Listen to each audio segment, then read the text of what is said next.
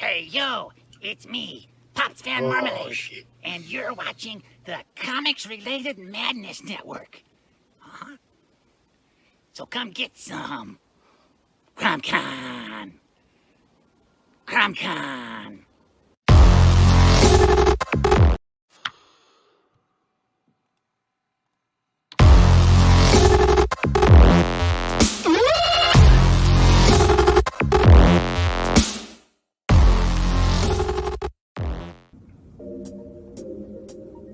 Oh man, I wish I could find a way to better advertise Apothic Press. Just back it already. Whoa, Crom, what are you doing here? What's this? The Madness Roku Network. Sponsorship. 1 month of playing your 30-second ad on the network 3 times a day? Oh my gosh, for $20? And you can't beat that. Just back it already. All right, Crom, I'm doing it.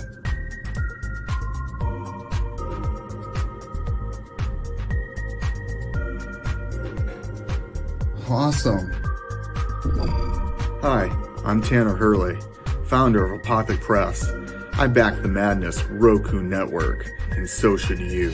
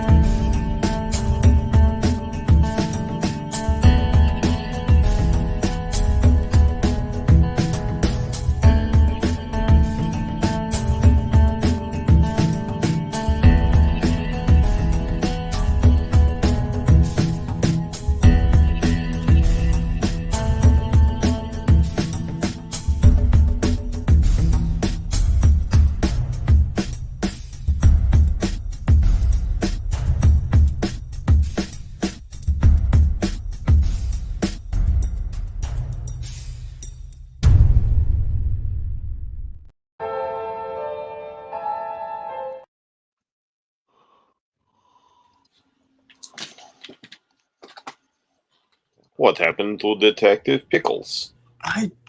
Dude, I'm telling you, this shit is so fucked up when rolled. Fairview's coffee has mysteriously gone missing.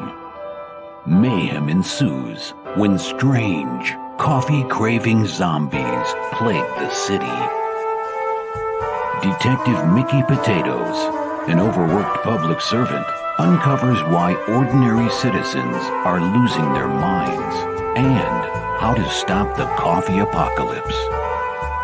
But it involves the mafia. And when you're dealing with mafia crime families, nothing is ever easy. The mafia controls everything in the city, including the police, including him. If he breaks the mafia, they will break him. So, the city is without coffee. The city is burning before his very eyes, but he's powerless. Detective Potatoes has the power to stop the coffee apocalypse, but if he does, he could lose everything. What is Path of the Pale Rider anyway? Stream? It Is it a could comic book? Damn it! be. It could be. Now I'm gonna have to Bless you, try Johnny. and roll Pale 20. Rider anyway. Okay. Because you know I want to know. Like Keep all the asking. time. Keep asking. Someday we'll figure it out. Like, what is the meaning of life? Someday. I know the answer is 42, though. It is 42. That's the I can answer. explain that further, but I don't think you guys want to hear about that. Okay, so the 42 on like the keyboard is represented by the asterisk, and the asterisk in like Assyrian represents God or like everything just existing. I don't know. So the meaning of life is like just life itself. I don't know. Wait, is Some that sort of like legit? Why he picked that number? I don't know. I don't know. No. Oh no, I was kind of into it. It's the meaning of life, man. It's got to be a number. Mathematics is universal. Always code. look on the bright side of life. No, I didn't say that. I'm just trying to shrink this window, and Roll20 won't let me do it, man. It's like, Jesus. This is a mess, man. They need to fix this. Hey, Max, I set out that email real quick just to let you know. What email? For Lunar. Oh, okay.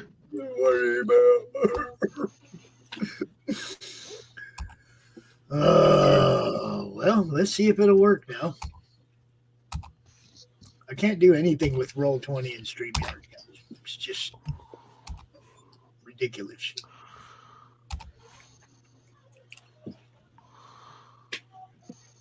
It's about all I'm going to do. Who's got the game recap? Let's get this thing underway. Not it.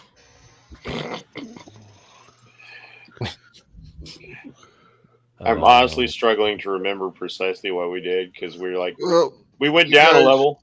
You guys attacked some tomb dwarves.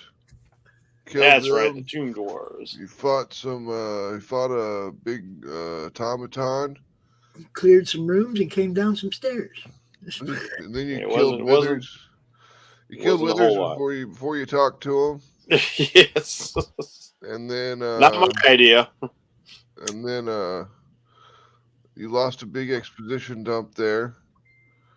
And then you went down the stairs. And that's where we're at now. We're still in Ass Crack's Chamber of Horrors. Yeah. Because I'm sure he sits someplace with a crystal ball just watching all this laughing. I'm sure just he does. Dry, dusty lich laugh. That is his crystal ball.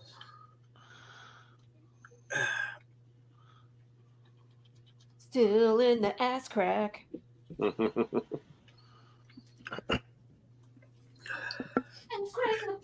for you with my bag of hands.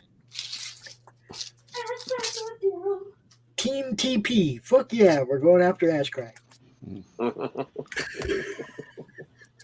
Wow. You have TP for my bunghole? Bunghole, bungholio.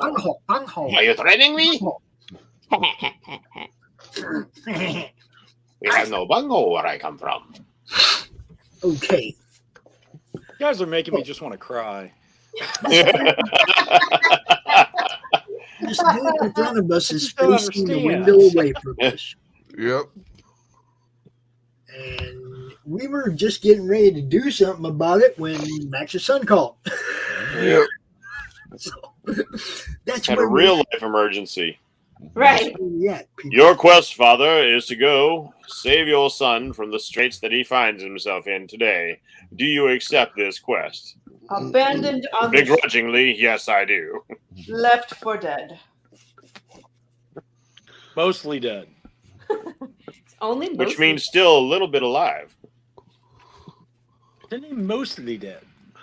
All right. So, because we got we had to quit right in the middle of trying to decide what we were going to do. So we were lined up on the stairs here, getting ready to just jump this dude. But this dude is not looking at us, and he's another automaton, right? That's right. Yep. He's facing this way into this window, and he's got his hand on this switch. On the lever, yes. We have no idea what that lever does, but it's probably no good. So how do we stop him from was- yanking the lever? The idea was to have Laurie stone catch him so he can't move the lever by manipulating the stone around the lever in his hand. Is he, right? He's not made of stone, right? No, but like the lever's set in stone, so we're thinking like maybe if she could run in there and just stone shape it, and she can like silly putty a big mound of stone up around that lever so it can't be moved. But I mean, how fast is bag of hands on him? Hold up. I have to touch it. So that's the thing, is I have to go in there with that thing. I have another question. Are her powers instantaneous, or does it take time for this to happen? It's an action to cast the spell. Yeah. So she would have her 6 seconds. Does it then take time for the stone to move? It takes the exact same. It takes the exact same amount of time that anything in a single turn does. 6 seconds. Yep. So she can move it all. She can move the stone in her turn. So if she wins initiative, she can do that. It could also kill me. I don't want to be disintegrated. Well, hopefully we've got initiative behind you and we blast it to smithereens. That's the risk you take. I was like, because the only thing I can't do is come back from disintegration. So we learned that the hard way. You need to be higher level. Have that resurrection spell. For what? You can't use it. The Soulmonger makes resurrection spells unable. Oh shit, that's right. We've got all that going on. Never mind. Dead is dead now. Yeah. Dead is dead. This just became an atheist game of Dungeons and Dragons. Like dead is dead. Don't say that to a paladin. I can't do anything. Oh, let's go one better. Let's do a little head some attack. Sometimes dead is better. So what am I doing here? Am I gonna go touch the thing? I thought we had to roll initiative. That's why. Do we have to roll initiative, Max? I'm sorry. Well, me, I would say we roll our initiative and just let her go first. Could hold an action to blast the shit out of that dude. Well, you need to know. We need to have initiatives rolled so we know who's moving in what order. I mean, you can always just hold your initiative.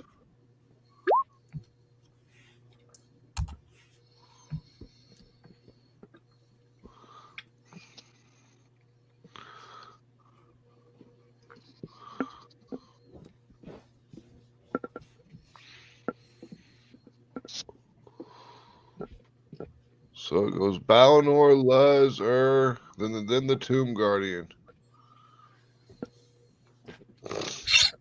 Okay. Get out of my way, guys. Get out of my way. Trying to get up. Go. When's the last time you took a shower? Hey. When was the last time was a human? I don't remember ever taking a shower. When was Path of the Pale Rider? Consequences. Right. What's that? Consequences. There is consequences. Not taking a shower. There's consequences for not taking a shower. Yeah, we won't be able to sneak in. Consequences. Yes. Chicken nuggets. Chicken nuggets. All right. So it takes 30 seconds for it to come up and play, but I do have it in the studio. You're like, it's in there. I swear it is. Oh, you click on it and then you just wait. Stone shape. Happens. So then you click on it again and it turns it off. So you have to click on it again. Okay, are we ready? Ready, Freddy? Crazy little thing called. I'm going to step into the room. Yep. Cast the stone shape. Yep. And make a bubble around the lever. Okay. You can do that. Okay.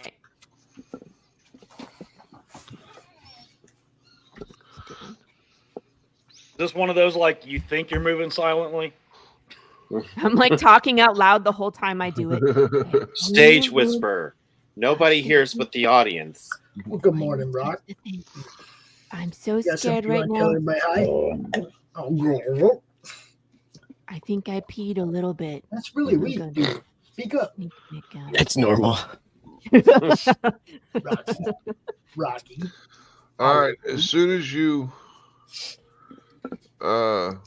make the stone shape around the lever, I'm the still in there. Tomb Guardian starts to pull his hand, trying to bust it free from the bubble of rock. We called ourselves a creature. Is it undead? No. It's a construct. Construct. Rusty. So I just need to get the F out of here then. So I'm gonna back up and let everybody else do their thing now. You back up, it gets an attack of opportunity. Oh shit. Well, I'm gonna stay there and panic. Well, does it if its hand stuck? Yeah. It's got two hands. And reach. So that was my one action. That's all I can figure technically she was do, sneaking right? in there. It might take him a minute to realize she's there. Yeah, you'll be No, it fine. immediately started to move. It would until the stone wraps around its hand, and then it would start to panic. And it figured it out. Okay. So I'm stuck in there with it for now. It's Ballinor's turn, or Just duck What's it down a little do? bit. What does Here it do? comes. huh? It's trying to fight itself out of pull itself free from the. Is that all she gets? Is just that? She can move back, but I mean, can she hit it? She could Hey, move here. Can I just grab her back? She's got a turn coming, like right after you. Can't Well, she used her turn. This I is her turn. deferred my turn. Oh, okay. That She was, hit it too. That's So now my, I deferred it so she could go first. okay. Can she So hit my it? question, She can. No, she's using an action to cast Can I a spell, do- Pops. I could do my spiritual weapon and take that out. You could do you that. what I'm could do saying that. is, since it's my turn next, can I speak, please? No offense, Pops and everybody, but can I just grab her by the back of the collar and jerk her back on my It'll- turn to get her out of the way? It'll still provoke an attack of opportunity. Actually, no, that would probably count as forced movement. Right. You're She's ruling not as moving. DM, though. That's what I was thinking. Is she's not moving, I'm moving. I'll let it slide. Because I was going to grab her and jerk her out of the way and step in front of her. Because that's what a paladin does. Please, Yeah, I'll let it please slide. save me. Do I need to roll or anything? Well, before you do that, I used my action, but I'm going to use my. I'm going to bring out my spiritual weapon. Bonus action. Yeah. Sparkle hammers. We're going to put it to the left of the right in front construct. of the lever here. Yeah, and bop him one before Balinor can rescue me. Bop. Okay, well, 9 is probably not a anything. 9 is a miss. Yeah, I was like, it does nothing, but it's there now. Yeah. It's like, here, look at this while I get yanked away. Ooh, pretty. Okay, so for my first action, I'm grabbing her. For my second one, I'm swinging at it. There's that's not how actions work. Oh, wait, I'm sorry. That was my. You're right. I'm thinking attacks. Never mind. Yeah. I'm just pulling her back for my action. You're right. I apologize. No problem. Okay. So I'm pulling her back, and I'm ready to attack next. Do I need to roll athletics or anything to pull her back? Yeah, you need to roll athletics. I don't weigh that much. But You got armor. It's a surprise move. You didn't know this was coming. that's It's a fine. yoink. You yank Luz back and step in front of her with your weapon drawn. Yep. Then it's Earl's turn. Or the unwashed. Am I sensing anything in this? Feelings. No, he's neutral. Okay.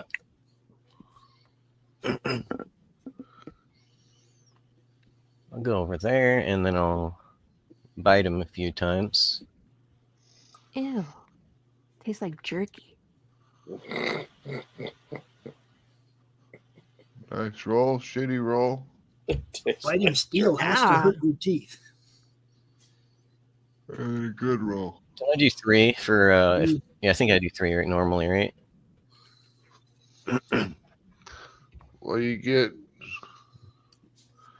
2 attacks and then an offhand, so.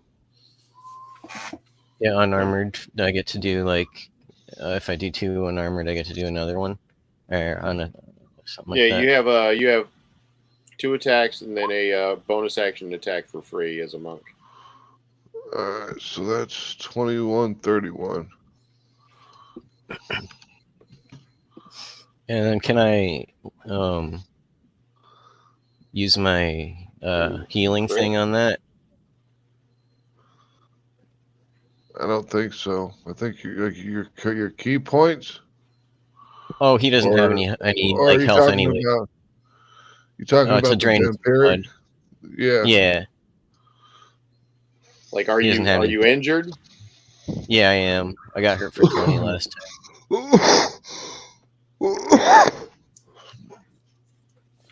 Yeah. Like you get to do that so many times a day, proficiency bonus number of times a day, and you got to keep track. Yeah, of when I got 4. I've never used it. I have 4 proficiency bonus. So you can so per attack, if you're going to use it on each attack, counts as one of those uses, but you can recover an equal number of hit points per the damage of the attack. Yeah. So just use it on the critical shot. And you're good. Do me a favor, Tobias. Take some notes what you can do, because almost every turn you're asking them what you can do. Make some notes on what your guy can do, so you know. And just it's on my thing. It's just like pages and pages of abilities. It's so it's take a set of notes of what you do. Yeah, what I can do do often. Sure. Yeah, makes sense. You kill a lot of time just trying to figure out what you can do on every turn. You know. So I roll a. All right, sorry. Hit points equal to piercing damage dealt by the bite. What was the damage on your critical hit? 21. Looks like. Then you can heal 21 points. Yep. All right, and then the other one I can do like gain back proficiency bonus. You said something like that, or no? You get to use this ability proficiency bonus number of times per day before a long rest. So if I did it a second time, I could get the. You could definitely do the damage, heal the damage a second time. Well, I could do the. What are you trying to do? I could there's like 3 things that the vampire thing can do.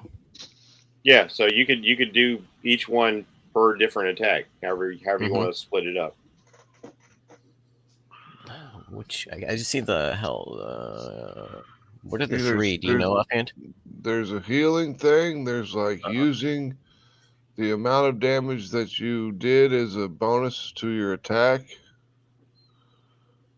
So like if you had the 10, you could get a +10 to your hit the next time. But I don't need to do that really. Oh, it's the next time?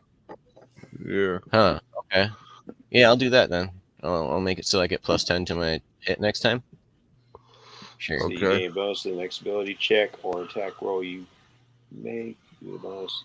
So I'll mark that I have 2 of those proficiency points left. So the bonus equals the piercing damage dealt by the bite. So just whatever the dice roll is on the bite damage. The 10. Your next attack. Okay. See what I mean? This is really taking a long time for you to do your turn. Sorry, I've never used it before, so I'm just getting used to it. The Tomb Guardian pulls his hand free from the stone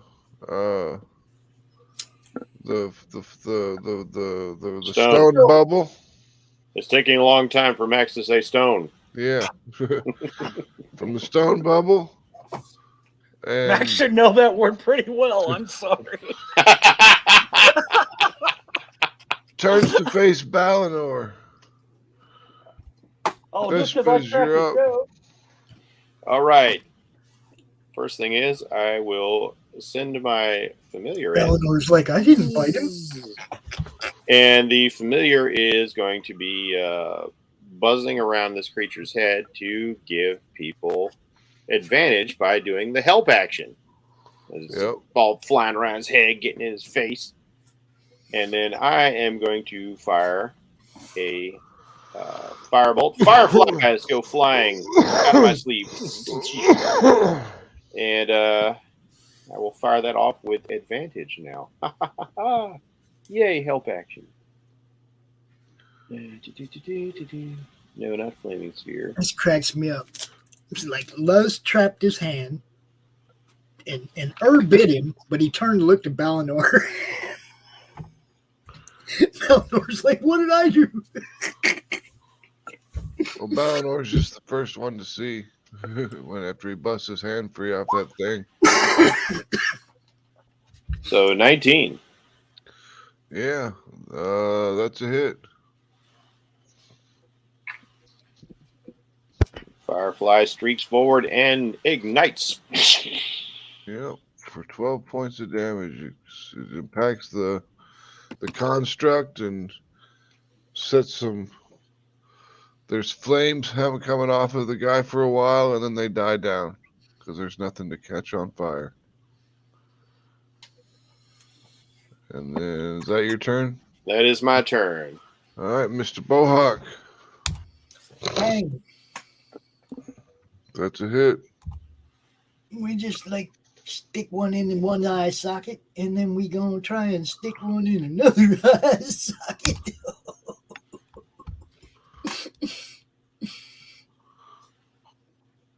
Is that one a hit as well? Well, no, that's a miss. 16 down here. No, it does not. Balinor, you are back up. All right. Well, I'm going. Oh, wait to a second. attack. He has advantage on those shots? He didn't hit. 18 is not a hit. Oh, he's heavily armored. Who, me or him? The creature. The creature. Okay. We know you're heavily armored.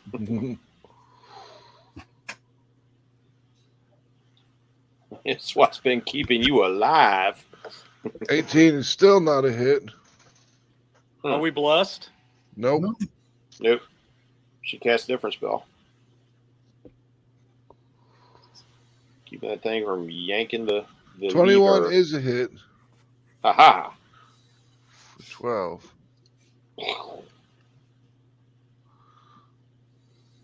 And I'm for my bonus action, Max. I'm going to go ahead and hunter mark this sucker. Okay. Because it's looking like it may be a pain in the ass. If you don't mind, kind sir.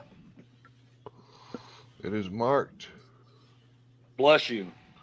Oh, I'm sorry. That's for the cleric. Go ahead. And Luz is up. Stepping on my toes here, sir.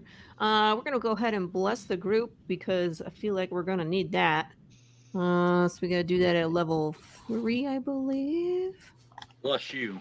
Oh, bless you. And then we're going to bonk him on the head with the spiritual weapon and see if that does anything. Blunk. With advantage.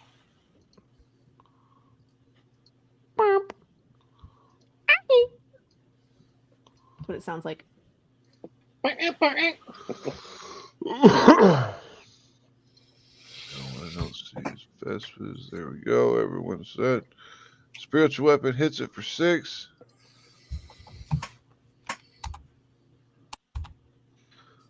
You are up. Okay. I'll bite him. So one question. When I bite him 3 times, it doesn't cost any extra points then, right? No. Okay. Yeah. So your first one's a 37, which is a hit. The 22 of the 27, they all hit.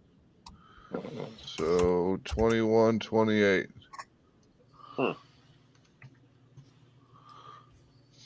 Just all gangster on this dude. All right, so You bite into him a few times, and he just kind of fights you all. He kind of forces you off with his arm and pulls out his weapon. And anything else you want to do? No, no. I need to roll this berserk thing. Yeah, I figured he'd be Did going not go berserk. Berserk.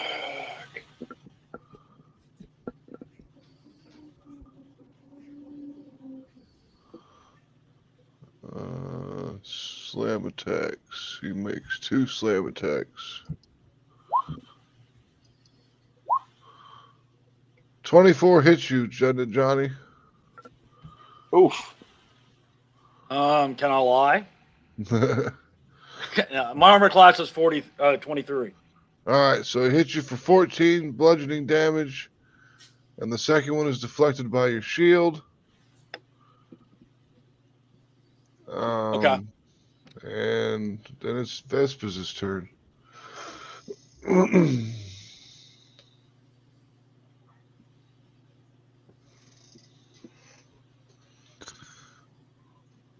I cast Fireball. Max. I didn't ask how big the room was.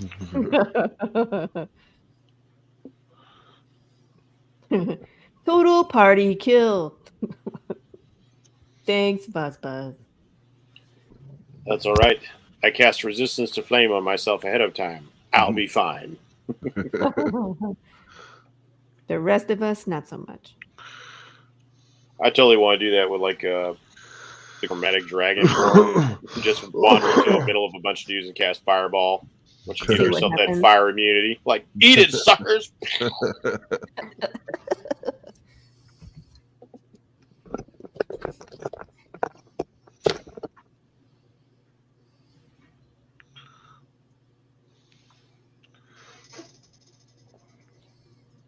So Vespas, you're up.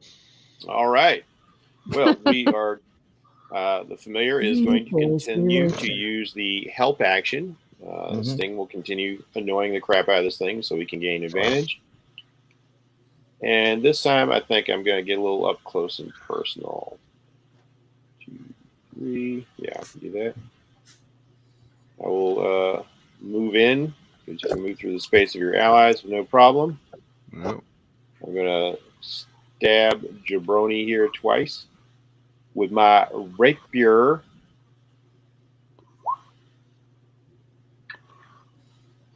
You hit him once. Oh, disappoint. For 9. And then I will use my mobile feet to scoot back. So, you can't hit me because I'm mobile. All right. Is that it for you? Yep.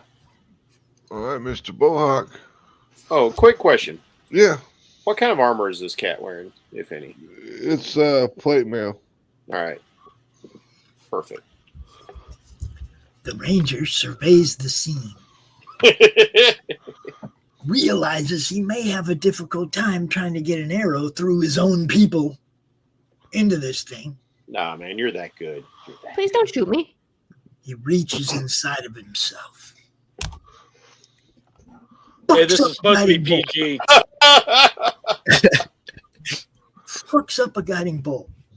The guiding bolt. Damn it, don't care. Flies against the wall, impacts it in a shower of golden sparks. Yeah. Okay. So sparkly. It's a good thing you did have advantage. You might have actually hit one of our allies after all. Well, that was your action. Mine? No, that was Pops. Talk about somebody not reading your stuff. You keep forgetting, Pops. Valinor. What can I tell you? Valinor, you were up. 2 attacks is not 2 actions. No kidding. That's a hit. For 9. Blam. Hunter's mark for makes it 10. That's a hit. For another 9. Hunter's mark makes it 11. That's enough to kill it. Yes. Come on, Max. Give us that description of what just happened to this fiend. All right. So the first slash comes in and separates his hand. It was grabbing onto the sheet to the lever. It just completely severs his hand. You spin around, sending your sword to the side, and you decapitate it in one fell swoop as the head rolls onto the floor and the body falls into a pile of metal clangs on the floor. As it should. Out of the way. I like that, as it should. You get rid of that. And then it's up to you guys what you'd like to do. I was reading into this. Everybody that's not wearing armor can fit through this little tiny thing here. So you have to be able to not wear armor to get through it. I'm going to ask Buzz a question. Why don't we send the familiar up in there and see what's in there? How about?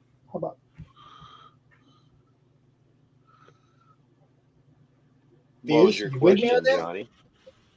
My question is, I was actually going to do that anyway. Well, and the question I had, if we decide to go this route, you're able to turn me into a dinosaur for a minute. How long would it can you turn me into something smaller, and how long would I have to stay that way? Well, you can stay that way as long as he holds concentration on the spell. So he could break it right after I walk through this sucker, and I'm back to normal. Yeah. I don't wear armor. It's like hers already scrambling through the I'm just waiting for everyone to say it's okay for me to just go check. How about we just send the familiar because he can see through its eyes? All right. It's common sense. Again, I was going to do that anyway. I'm just asking if we decide to go through there, is there a plan for me to get through it? Okay. You can take your armor off, right? And then you can just bring it with you, couldn't you? Or do you have to leave it behind? No, I mean, like it takes a while to put on. He can drag it with him. There's a don and doff time. Takes like 10, 15 minutes to take it off and 10, 15 minutes to put it back on. Yeah. In the meantime, short rest. And Sting through. What does Sting see? Okay. A golden skull rests on a pedestal in the middle of this small, dusty room, and a stairway leads to a stone wall. Well, a stairway to a wall likely means a secret door, we've been finding out. So I will relay this information. There is apparently a goodie in the next chamber, and more than likely a secret door of some sort. And what do we see through the window? Check out the secret door. What do we see through this window right here, Max? 38C. This room is shaped like a drum or cylinder lying on its side, with the south end tapering towards a small stone door. Carvings of demons decorate the stonework with flickering flames in their eyes. Sounds completely friendly. We're all gonna die. So how big's the window? Is that something we could, is it something we could break and go through? Is it what is it, glass? What is it? It doesn't say, so I would say that it's just a hole. You could climb through it. So we don't technically have to fit through this small passage. We could just go through this. We're going to run into traps no matter where we go. We know that. We know this place now. So It's just a matter of deciding which way we're going. Choose the form of your destroyer. You see what I'm saying? We already know there's going to be traps either way. So, I mean, roll them perception or investigation checks, everybody, see what kind of clues we got going south and what kind of we got going north, right? I mean, I don't know. Goes of the Gozerian, goes of the Destructor, choose and perish. It's like we're running either way. I'm going to do some investigation through the window, whatever. I'm looking down this narrow hallway, I guess. Check Investigation and perception holds. Do not do anything. You don't really find anything new. It's just that's what you see is what I explained. Meh. No traps. Nope, you don't see any traps. So the question is, do we take the tiny passage or clamber through the window? Well, I'm going to put my boat in the window. I was going to say, he don't have to get naked if we go through the window, and there ain't nothing I want to see, so. I'm okay with that. It keeps me from blowing a spell slot on something fairly mundane. We can always go the other way if there's nothing here, but let's see what we got here. There's something back here though, a treasure. There's a golden skull right here, Tobias, and very likely a secret door right here because steps to nowhere are never to nowhere, unless you're in the Winchester house. Faux shizzle. I really want to visit there one day. That would be cool. Where? The Winchester house. The lady thought that she was cursed because the Winchester family made guns, right? So she thought all the ghosts from the dead people killed by their guns were haunting her. So she kept building her house.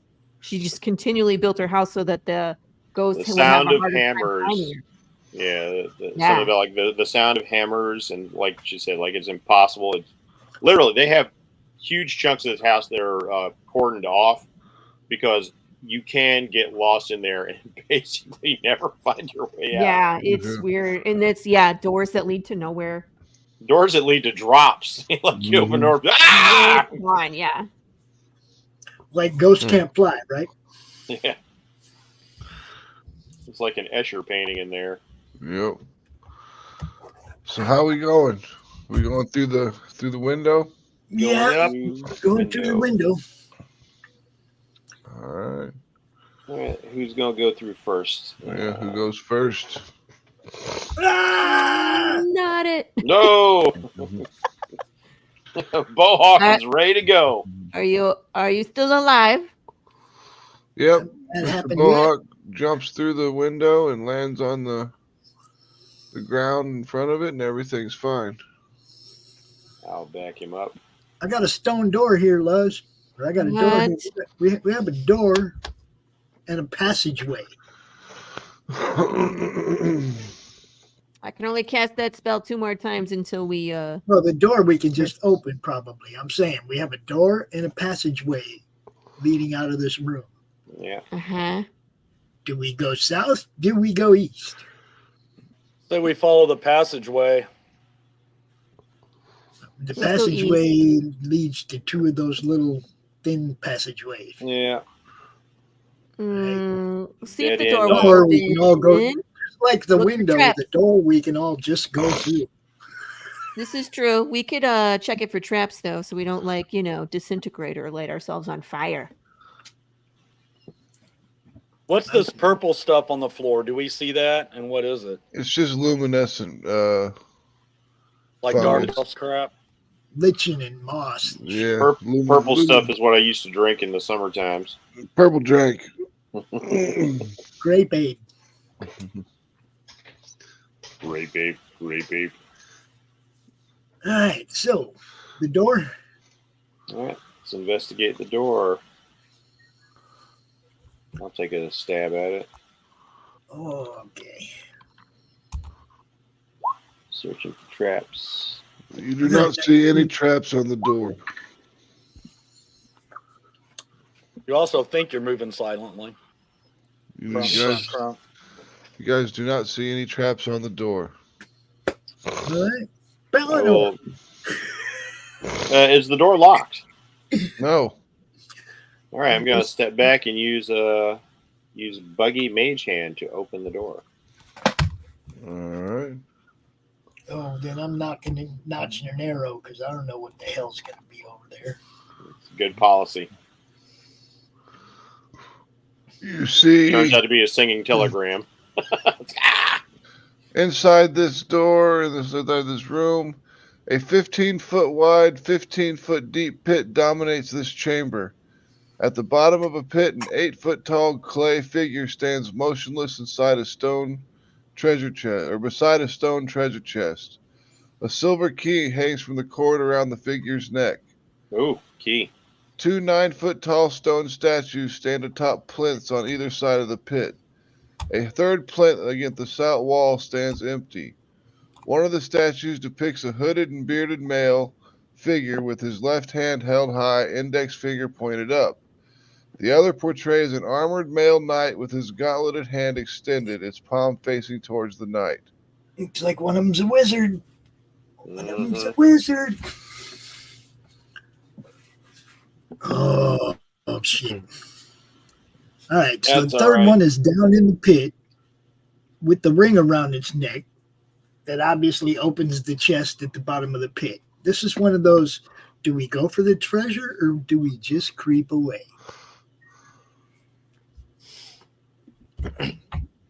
Well, we're also looking for that gem, aren't we? For all we know, the trip. Balinor and Luz roll religion checks. Oh no! Oh no! Oh no! Oh no! Right. Oh no! No! No! No! No! The statue of the wizard. Let's see. Each statue. Hold on. The statue of the pit representing Azuth, the god of wizardry, and Torm, the god of courage and self-sacrifice. Don't climb in the box.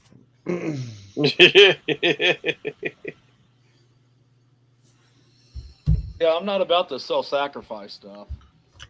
Now, what about the statues down here? Does it look like anybody familiar, deity-wise?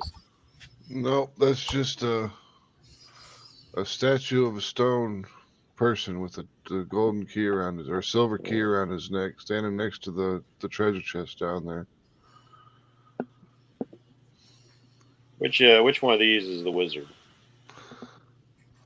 Does it say? Left or right? Does it matter? I don't think it matters. All right, I'm actually interested in getting closer to the wizard statue. Okay, when you get closer to the wisdom statue, an examination of the pelts reveals that each statue is set on a rotating spring-loading gear. Oh, we're gonna die. It's gonna be one of these things, is it? Does anybody else feel like they're in the movie Saw? They should be facing each other. If we can spin them so they face each other, I think that might be a good idea. Like doing the Spider-Man point. Well, one of them's pointing upwards, though. I'm saying they should be facing each other. One of them said it had his palm outward or something. You know. Is there anything on the ceiling, Max? No. Okay, he was pointing up. I just want to be sure. Can I check? Crawl yeah, on the go ceiling. crawl around on the ceiling. Go ahead. Tell me what you see. Yeah, the statues are on rotating pillars. So that's pretty much all you can see in this room. And one wants self-sacrifice. He's got his hand out, and the other one's pointing upwards. Mm-hmm. Well, since I'm always the one with the self-sacrifice, I don't know why. Jump off the roof and see if you survive. All right, so you want to point yours facing inward, and I'll point mine facing towards yours. Okay, let's see if we can do that. Max, All can right. we do that? Well, which one goes first? I'll go first because self-sacrifice and courage. All right, so you twist the thing at Torm, and as soon as you twist the thing at Torm, you hear goes the weasel. And Pops is teleported into the bottom down below. Nice. I didn't have to jump. Because you know I would have. Does the statue down there attack him? Roll initiative. Oh, oh shit, it does. He's huge. Here we go. Here we go.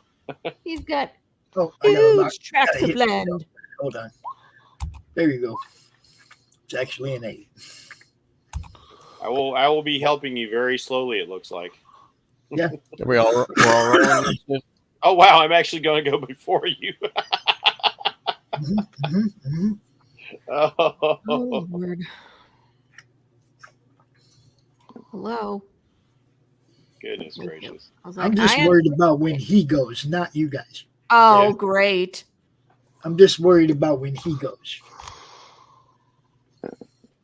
Or you could earth shape that, right? Stone shape? Or is that not? No, it's clay, not stone. Yeah, it's clay. Oh, he's going to go Turn him before into a me. nice face. Plus, I'm pretty sure the spell specifically is about like inanimate objects, not creatures. Although, I don't know. Are you going to join this party from way back there on the stairs? I thought I moved it. Sorry. You got to roll initiative too.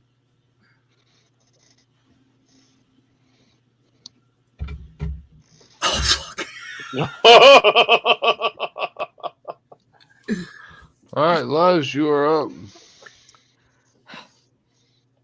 Fucking shit. Yeah. Hey, I bet you still got a few rounds of that spiritual hammer if you didn't dismiss it. I think it's gone, isn't it? Yeah. We ended. Okay. You're still blessed for another 4 rounds. Right. Blessed we have, but the spiritual weapon is the spiritual gone. weapon also lasts for a minute, so like unless she dismissed it. Yeah, she didn't dismiss it, but all right. Here's what we're gonna try. 15 feet. I am going to Sacred Flame. Sacred See if we can do any damage that way. Maybe we can harden him so he doesn't move. Nah, that's not gonna work, but he's like hitting Pops. Oh, now he's not clay. Now he's brick. Ah, thanks. Yeah, like it hurts more. Stop it. I'm gonna get hammered. We all know that. Just gonna say I don't have anything else for clay. Well, Sacred Flame it is. All right. I'm not even going to roll his save because as soon as you cast Sacred Flame, it hits the top of this, and kind of like in Star Trek or Star Wars, when it hits a wall of force, it just kind of puffs up a little colorful. Oh, there's a force field over the top of this pit? Yep. Oh, Snapple. Invisible wall of force. Now, is that that means you're down there by yourself. You won't know until you try to put an arrow through it if an arrow can get through it or not, guys. Yes, but for my spiritual weapon, can I? Because I can place it down there. Yeah, right? yeah, you could place it down there. It won't help you much, Pops, but cast my spiritual weapon down there for you. Okay.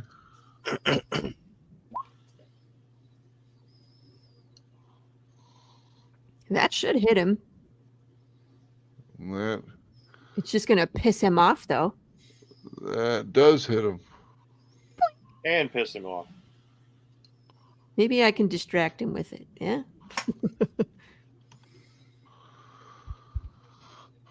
Alrighty. Next up is the clay golem against Mr. Bohawk.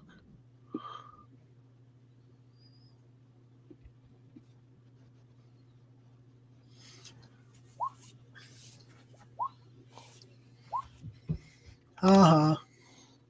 Oh, no. Whoa. Only Well, gets one. Only One one. hits you for 17. You still must succeed against a DC 15 Constitution saving throw or have the hit point maximum reduced by an amount equal to the damage taken. If the target dies, the attack reduces the hit points to 0.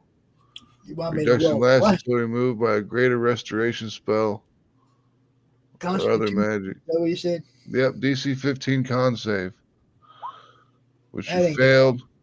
So your 17 of your hit points are gone. So just kind of keep track of the fact that what your regular hit point total is, like your total hit points. Just write it down on a piece of paper. It's right there. Hit point maximum 67. I'm at 50 now. Now you're at 50 total. Yeah.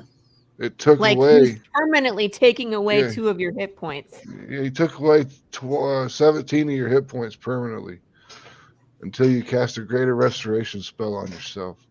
So even if you heal, you only go back to that. 50. Yeah, that is now your current hit point maximum. See, this is why you don't go jumping in the pit, sir. I'm going to speak to Biz telepathically. Just scream out loud in terror. He's like, get me the fuck out of here. No, that's not what I said. Now listen, make me big. Can do that. Let's see. 15 by 15. It's Earl's turn. Let's see what if he can do anything to get Yeah, down. I'm just considering. Yep, it is Earl's turn. I don't necessarily want to jump down in there. I don't know.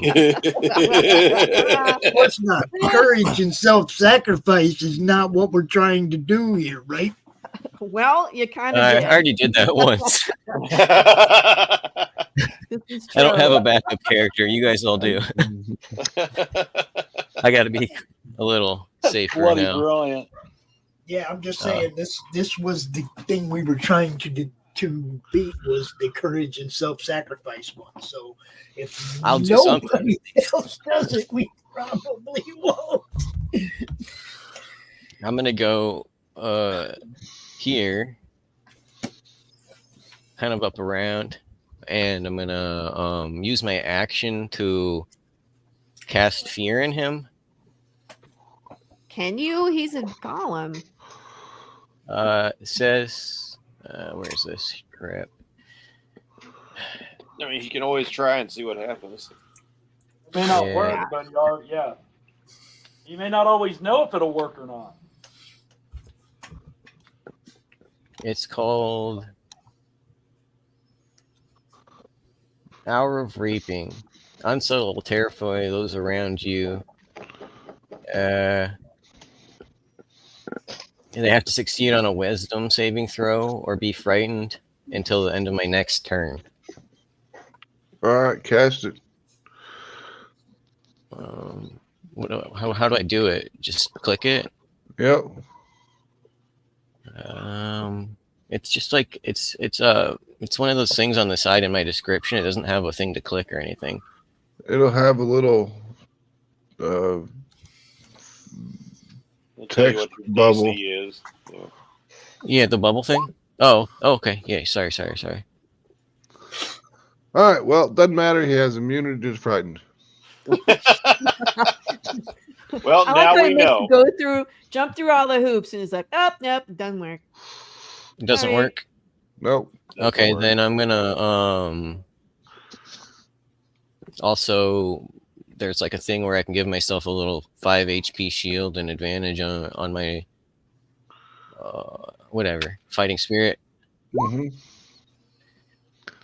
I'm just gonna give myself a little shield. Okay. All right, Buzz, you're up.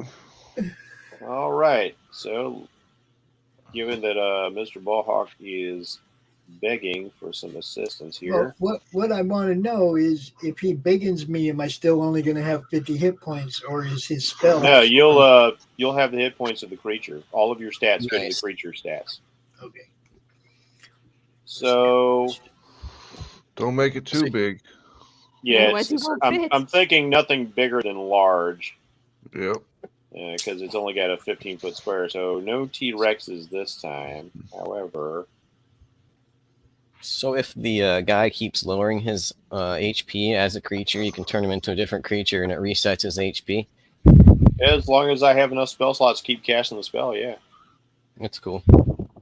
All right, I am going to reach out with my magic and think of a far more suitable form for Bohawk. You know, the humanoid form is just terribly, terribly inefficient. It's not well equipped. You people have to wear armor, and you have to equip yourself with weapons when, like, us insects, we just got all that shit built in. And so, yeah, Mr. Bohawk is going to become a giant scorpion. As his form warps and twists and changes down there. Okay. So I have all of the giant scorpion stats ready to go. All right.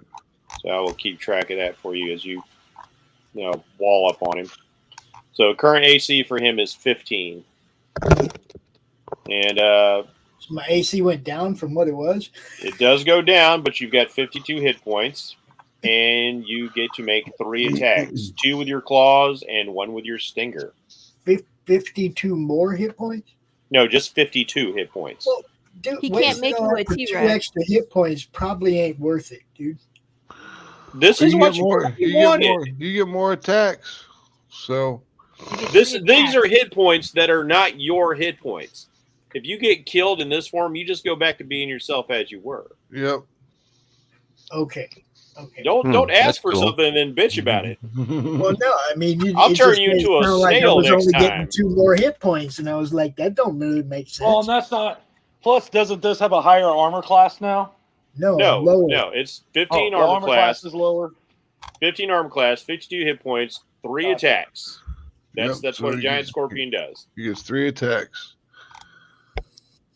And so when you roll your attacks, you will be at +4 to hit. What so will you do your D20 +4. What do I click to attack with? Just roll a D20 and add 4, man. Yep. Roll a Hey, D20. Pops, do you still want us to aim the statues towards each other? It might stop this guy from being there. Is it his turn to attack though? No. It's not Pops' turn. It'll be Pops' turn next. Yeah. So yeah, I have cast my spell. I've warped him into a giant scorpion down there. All right. Mr. Bohawk is up. Is the giant scorpion. I roll a D20, you say?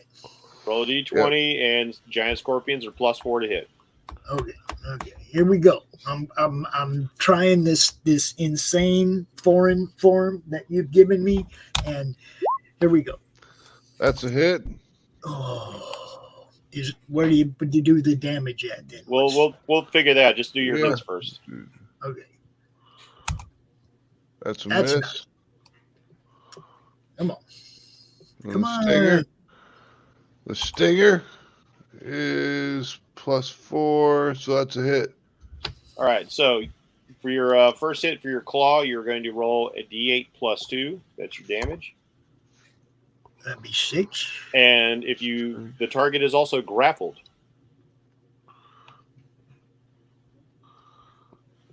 Does it require a save?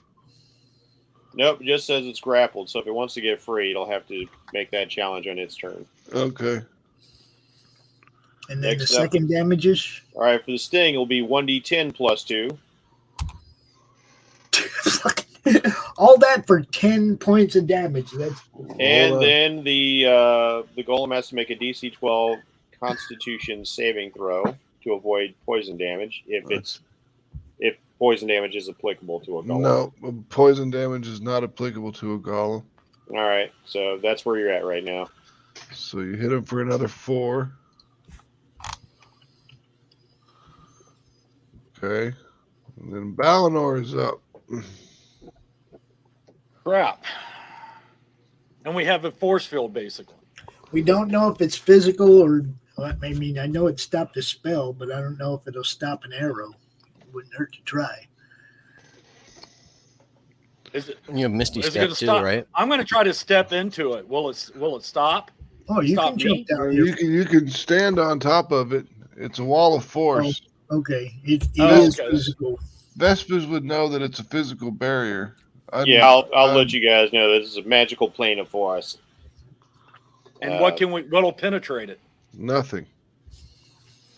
Pretty much nothing. Turn the statue. See if you can teleport down there. What? Turn the statue. See if you can teleport down there or remove the plane of force. I'm going to try to see if I can get down there doing what Pops did. Turn this one. Which statue do you want to turn? No, don't turn this one. That might turn the wizard on. Turn this one.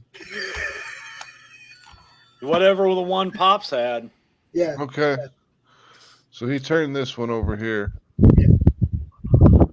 So you turn that one and end up down. Yeah, I was getting ready to move it. So. Well, no, you turn the statue and end up down in the pit with Pops. Woo-hoo. All right. I'll try not to bite you and sting you. Okay.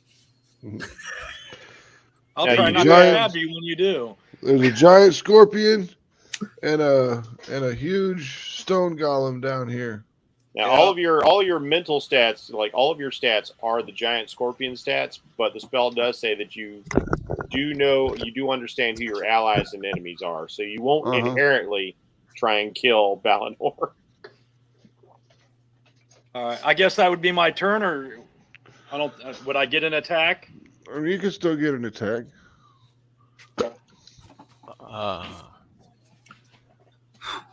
I think if we turn this other one, since it's pointing upwards, it might destroy the barrier above them. It might turn the wizard on too. Yeah, it could be. It could summon something else, but it could open the barrier. Yeah, let's kill one before we worry about There's one attack.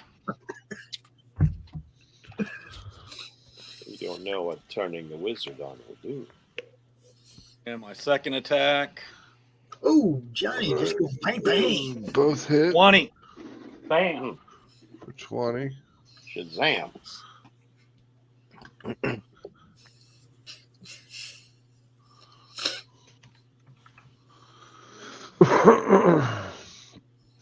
You dig deep into the stone golem, chopping chunks of stone flesh away with your sword.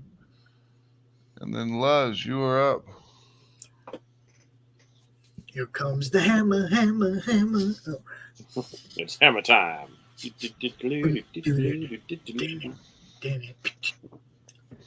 Oh, I guess we're just gonna hammer it. What else is there to do? I got something down there.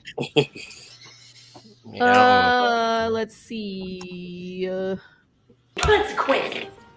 I don't have any other good spells, and I can't shoot anything. We're just gonna smash it in the head. All right. Ready? Go. No, for real. Go. That's a hit for 11. Yay. Not bad. That's Hopefully the best hit that thing's made in a long time, yo. I know it like pink for 2 damage. It's the clay golem's turn. Yeah, now what? Now what, Clay Golem? I got a partner down here. Now what? Now what? Now you're all gonna die. Yeah, we're gonna whoop this dude. Who's he hitting? Who's he trying to hit? Hold on.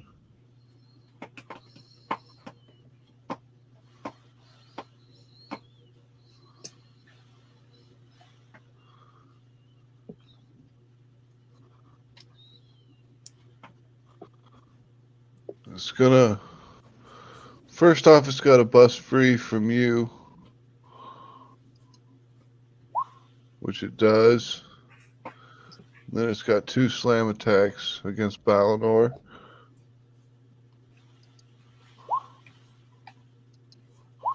It misses both of them.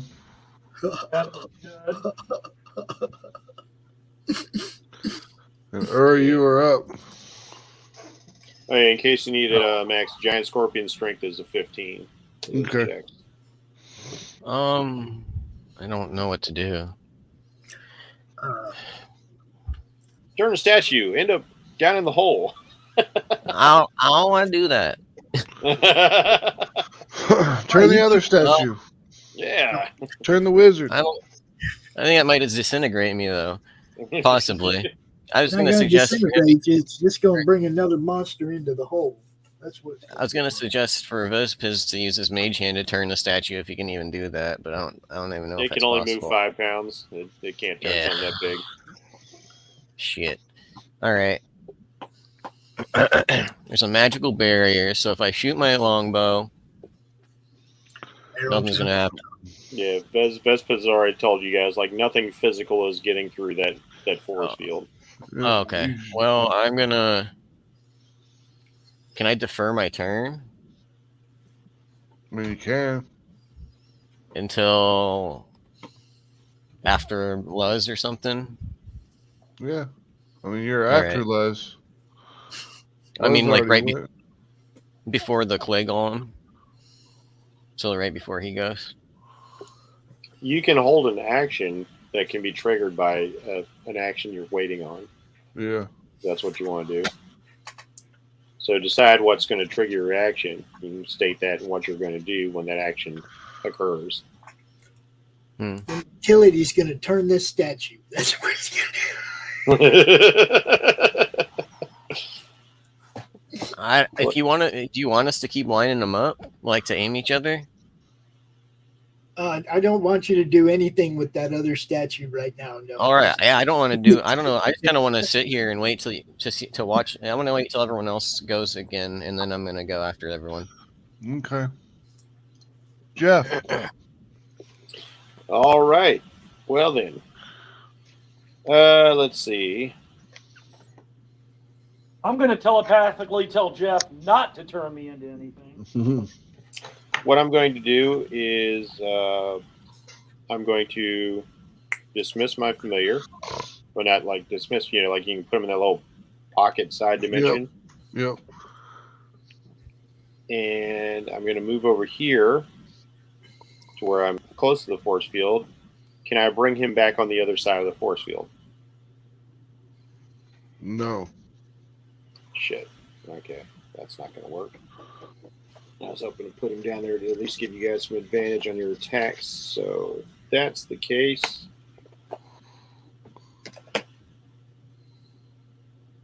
not work in this situation.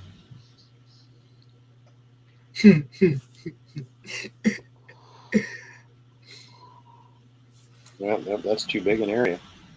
Y'all just ride it out. I had a cool plan and I got shut down. I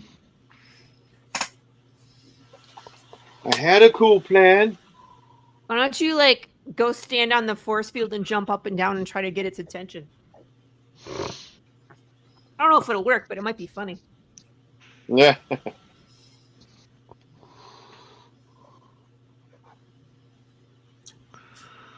Yeah, there's nothing else down there. Oh. Nope, I don't want to do that. That puts me down there. No, thank you. All right, I'm going to cast Maximilian's Earth and Grass. Mm-hmm. And I want to conjure a stone rhinoceros beetle down here in the pit. Yep. And I'm going to use that to try and grab homeboy. Okay. And do him some damage. So let's see. D2 actually cause hand to crush target.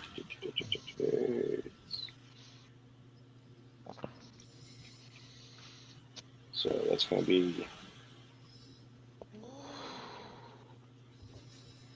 D20 plus 8 to hit.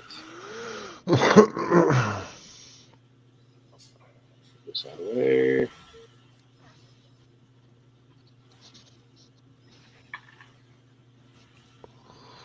$19 is a hit. All right, 19. The earthen grasp of this Rhinoceros beetle comes out by the ground and snatches up this dude to grasp him. And then I get to do 2d6 bludgeoning damage with it.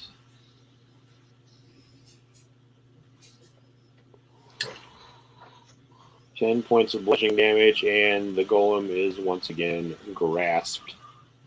Yep. What does he got to roll to get free? He has to make a strength saving throw versus my DC. My DC is... Damn it! It's at the top of your spell list. Yeah, I know. I was 16. Okay. All right, Mr. Bohawk. D20, no good. A D20, no good. I don't like this. D20 plus 4 plus 2, or plus. You need a plus 2. No, it's the hit is plus 4. The damage is plus. Yeah. So he needs a plus. He needs to roll another. Okay, so D10 plus 2, is that the one? no, you need to roll your bless. So D4 for the blesses. Oh, man, those were terrible rolls. Jeez. D4, there you go. All right, you hit it with the stinger. So I get the D10 plus 2. D10 plus 2. There you go. One hit for 11. That's what we got. All right, and Balinor, you are up. Yep. Oh my goodness. Damn. Oh my goodness. That's a hit for 12. And that's a hit for 12. 24. I've done 40. I've done 44 now on this sucker. Yep. Luz, you're up. Short and sweet. There you go. Time to bonk, everybody. Bonk. Kabong. That's a hit for 5. Does it kill him? That would be great. No. I like when everybody else does all the work and I'm just like, beep, and then he dies. You get the kill shot with your little bonk. Yeah. Then it's the clay golem's turn. He's under his hit point threshold, so go berserk. Does not go berserk. He busts free from the thing. He busts free from the hand. Not surprising he's strong. Makes his 2 slam attacks against Pops.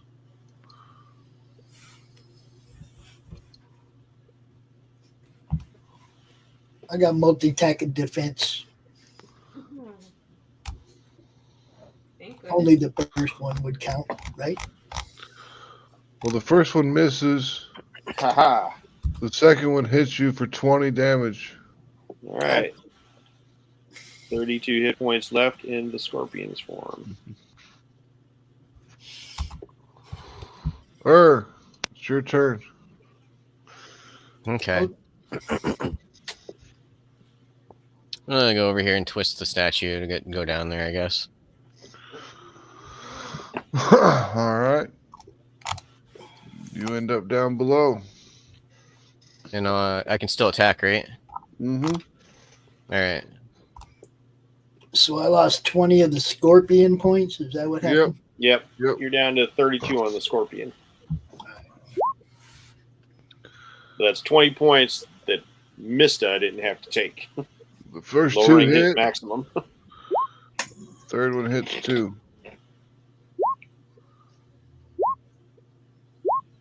12, 13, 20, 23, 35. And that's enough to kill it. Fine. But now are we still trapped down here underneath this force field? Yes. I kind of figured that was going to happen. Twist the other one. Yep, somebody going to have to turn a statue, and we're going to be right back in another fight. Buzz and I are still up there. Being down here. Or it releases the force field. Or it creates another bad guy for you to bonk. Being down here, you can see that the chest and its hinges are made of stone. The chest weighs about 250 pounds and is fitted with a silver locking mechanism. I am not going down there. Nope. And there's a key on the guy next to us. Yes. Can we? Who's all for taking the key and opening the chest while we're down here? What's up? I mean, we just fought this thing, so you might as well. Well, why don't we wait? Pops is still a scorpion. If this explodes or something, or if it's trapped, why don't we see if we're not actually stuck in here before we start opening? Yeah, that was. Someone twist this one for us. Figure out a way out. And I'm gonna leave Pops the scorpion just in case something else happens down there, so he just doesn't like insta die. No one will turn this one for us, possibly. I'm pretty sure that's. Yes, I'm gonna turn the bloody statue. You bunch of whiners. All right. I don't like enclosed spaces. Wait a second. Why not? You sleep in a coffin. All right. Exactly. Vespers turns the statue and Pops. You teleport out of there and end up on this plinth up here. Oh, look at that. And all the time he was screaming, don't turn the statue. You never know. Now you're down there without the scorpion, and I'm up here going. Ew!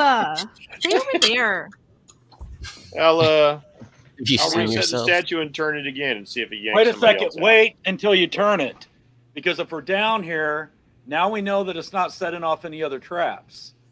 If you teleport us all out, we won't be able to actually get whatever. There's two of you down there. I didn't have to teleport all of you out. Yep. Get me out of here. The second person to come up is Balinor. You're coming in the order you left in. The way you came in. Yeah. Okay. Okay, it's up to you to open the chest. No, I'm not. He's like, get me out of here. I'm not doing it. Oh, that's terrible. Courage and self-sacrifice. You do see that Max is rolling every time we turn the freaking statue, right? Yes, I did see that. But we better don't hope know he doesn't that. roll high because we don't know what's going on. I think that was just to see who was coming out. Yeah, I think so. Are you sure? Help me out of here, please. It's all supposition. All right, fine. Or turn the statue. Get out. All right. I was crawling on the top of the pier. You're not going to open the treasure chest? Yeah, come on. We got. Not yet. He doesn't want to be the one to open the treasure chest. That's if I can get out, then I'll go back in. I just want to make sure. I will turn this statue and I will go down. Okay. You enter down into the pit. I'm gonna take the silver key. I'm gonna open the treasure chest. All right. The chest contains the squishy wizard will not be the chicken. The chest contains 2 1-inch diameter glass eyeballs sitting on a red cushion. Okay. One eyeball is pale green and the other is pink. It's got pink eye. No, it is a trap. You know that it is cursed, right? Anything that we've picked up out of the sarcophagus has been cursed. Absolutely, it's cursed. Just be aware.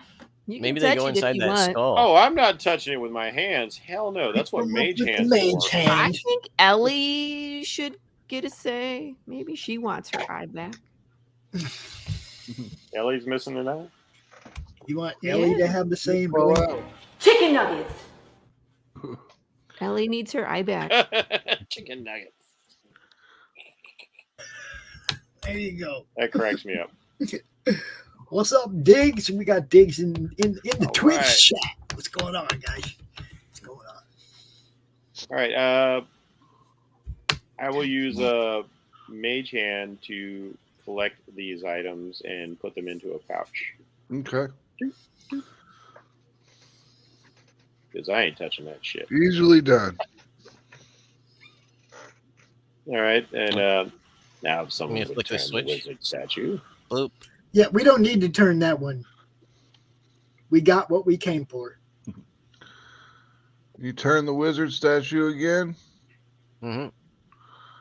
And Vespers pops out onto the All right. Plinth. Okay, guys. Are we gonna go? Are we gonna rest, short rest, or are we gonna go on to the next room?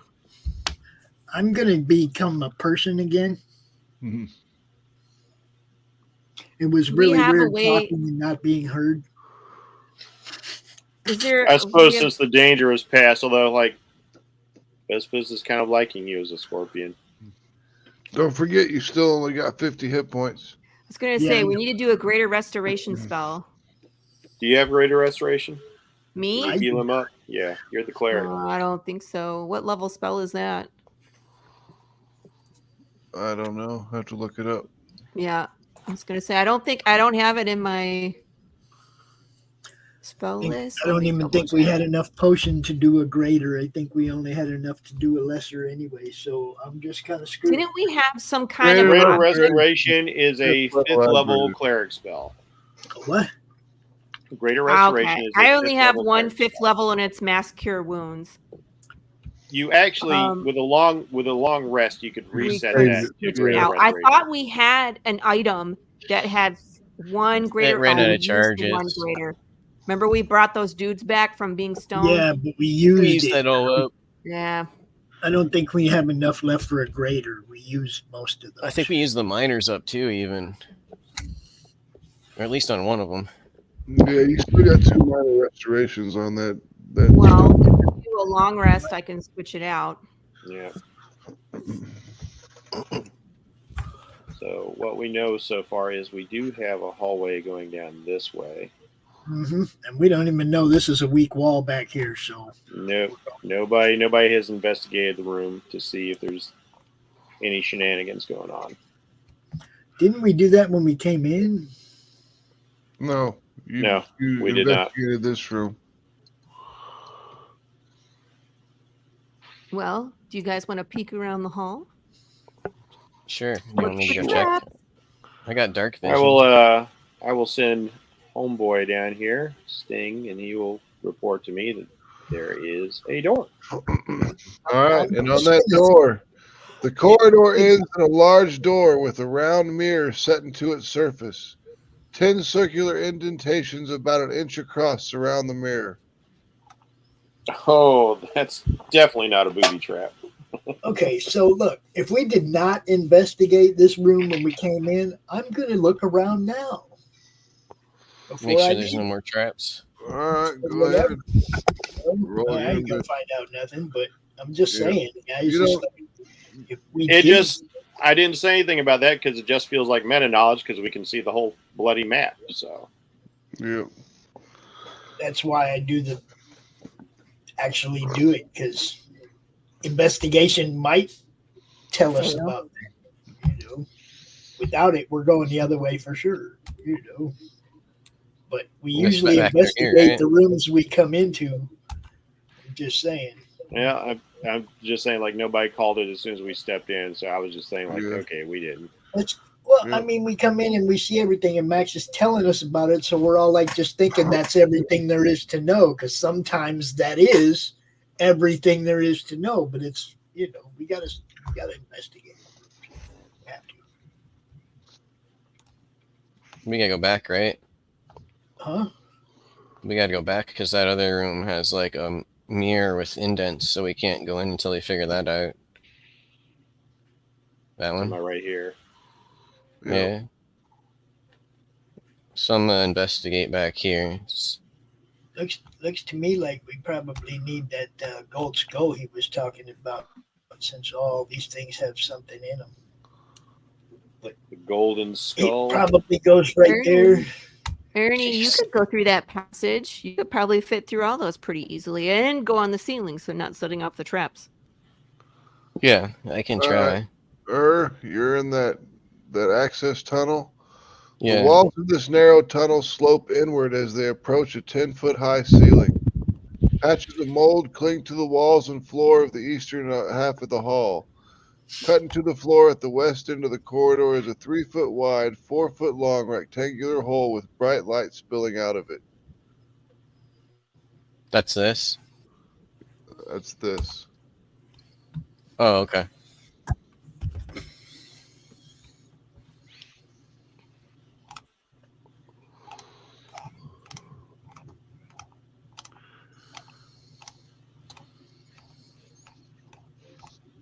We'll peek down here. Which way? Around the corner? Yeah. Well, you need to go up into the corner. All right, I'll go down here and look here then first. All right.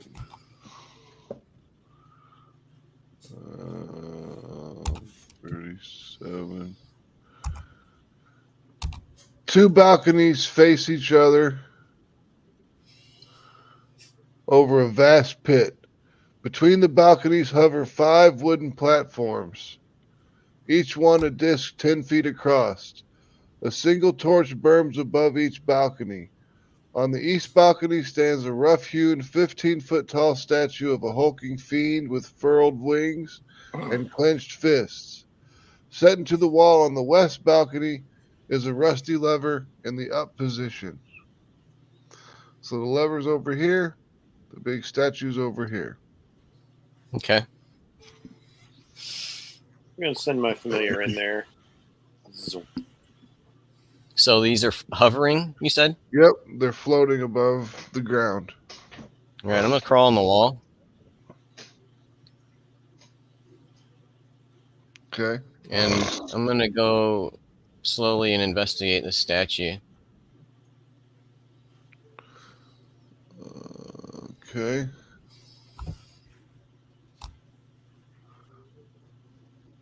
What's up, Balinor? Roll DC 15 intelligence arcana check. Arcana? Okay. Yep.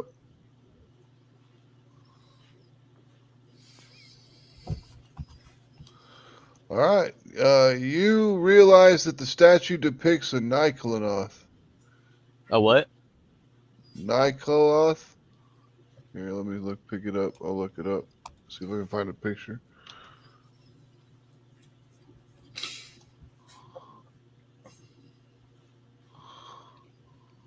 Hey, don't leave me.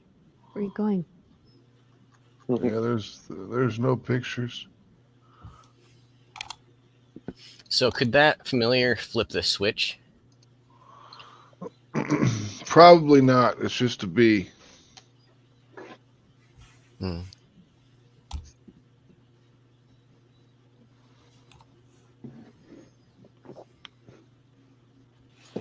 It's got not much strength. Yeah, well, Biz, you could go in there and just crawl along the wall to that one, to that platform. Or you That's could where I got the.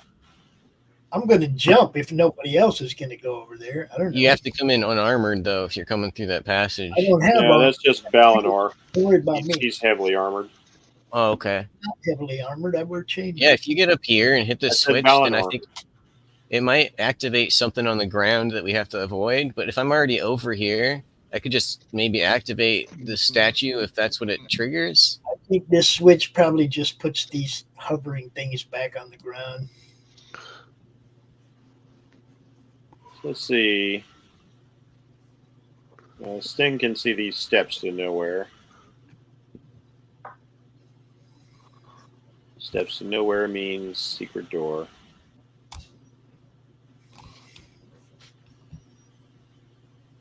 Can I figure out that the secret door is over here on this side, Max? Do what? All right. The If my secret door's familiar over sees, here. yeah, if my familiar sees steps to nowhere here, can I extrapolate that there's a secret door over here on this? Yes. Side? So I will come down here and start picking away at this, like trying to find the seam for the secret door. Okay, roll investigation. Investigation. Here it comes. Investigation. I am invested in investigation.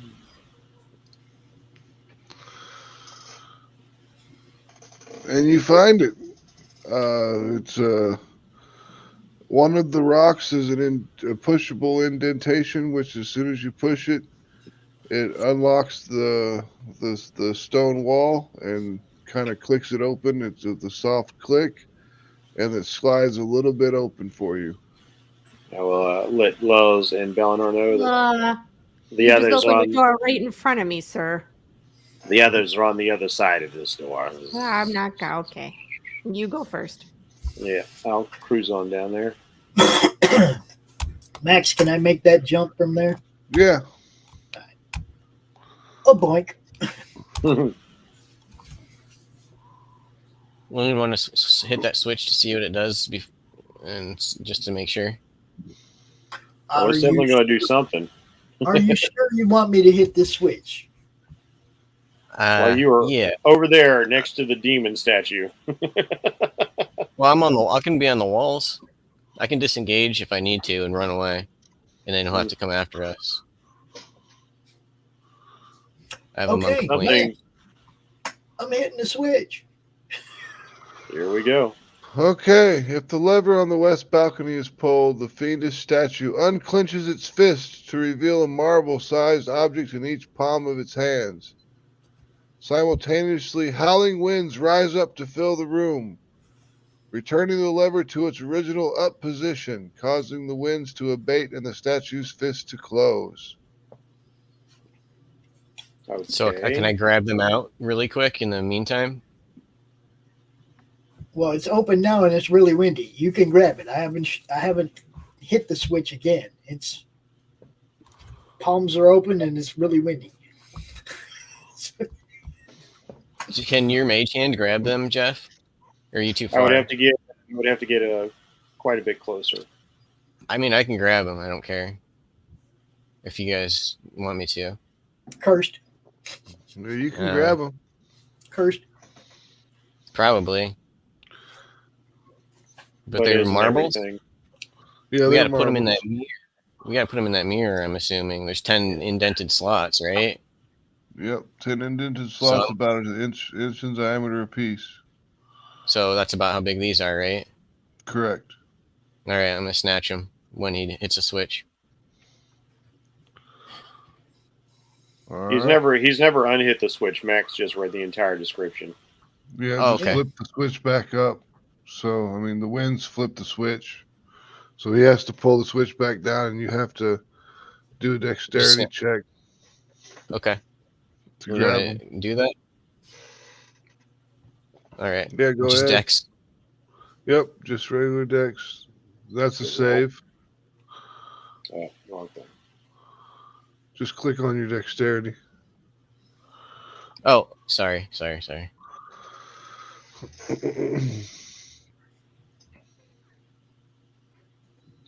Not so good. Not quick enough.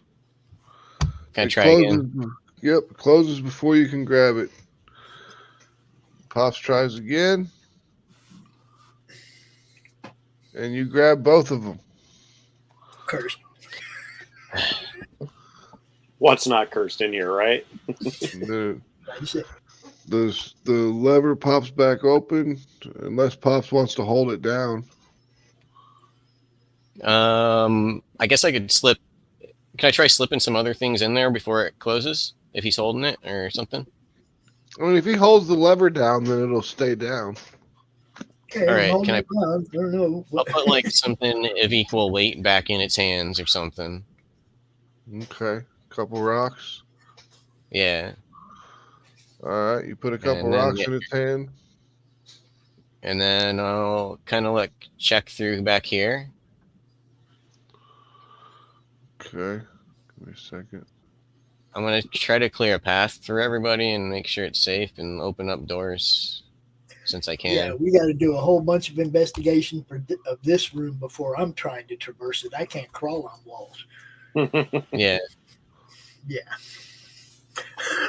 I mean, we've got floating platforms. We've got a deep chamber. Something has to fill this chamber, and probably something unfriendly. I mean, you have I think the wind would make it. The wind would make it so it'd be really hard to make it across here. Yeah. That. It looks like you're supposed to jump. You're like Mario from platform to platform, but the wind's going to blast you off into something deadly. Yeah, but I just crawled over instead. Mm-hmm. All right, okay, I'll check room right there is a completely empty room full of cobwebs. Is that from my roll, or can I roll again? I'll send it familiar with you just so that's just what it is. Okay, and then I'll crawl up into these guys and look down here. All right. 31B. Jeez, these are bad rolls. Clear the water forms a 1 foot thick, 7 foot high, 10 foot wide curtain between these two hallways. Water? Yep.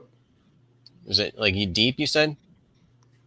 Yeah, it's 1 foot. Clear water forms a 1 foot thick, 7 foot high, 10 foot wide curtain between the two hallways right here. And how deep is this water?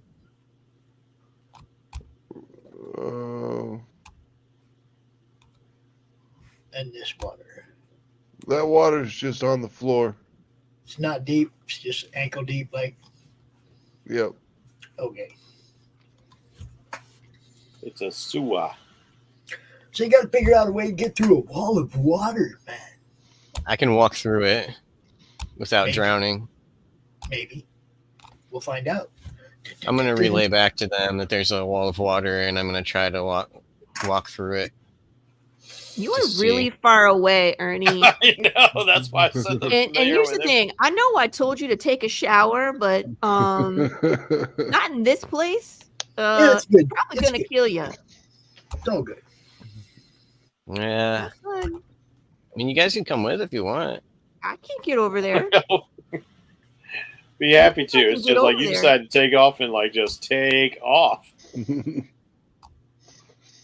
All right, I'll come back this way. See if there's a way back to us. Yeah, I remember we were in this room, and then we were through here. Theirs. Eventually, hopefully, we can figure out a way. Because that went. What about this way? Yeah, I'm I not looked going here, in and there. it was curved, so I'm gonna head back and see if I can find a way back through there. Yeah, I don't know what that is. Another one of those meat grinder fan. Yep. What is that, fan? Maybe. All right. It says, ahead of you, the face of a snarling minotaur is etched into a sheet of iron that bisects the crawlway. Its eyes Right have here? been cutting out, letting you see here. through the sheet, beyond which the tunnel continues forward. A Follow gargoyle the is there? sound of my voice. Yep. Minotaur. Well, Yeah, Talking minotaur. we have into the Graven, hallway. a graven minotaur. Yoo-hoo! didn't we have to Hey. do something with gargoyles earlier? Something was mentioned about them? It's a No? It's a plate of metal with the minotaur on it. Max, I want to roll investigation on the floor in here. Are there, can we traverse the floor? That's what I'm trying to figure out. let's see. It's pretty deep. It is. Hey, can I jump down, run over this way, and then jump back up? That's what I'm trying to figure out. Probably not. You could probably If jump it's from that table deep. to table. Yeah. It's 60 feet deep. Wow. You won't be able to get back up out of there.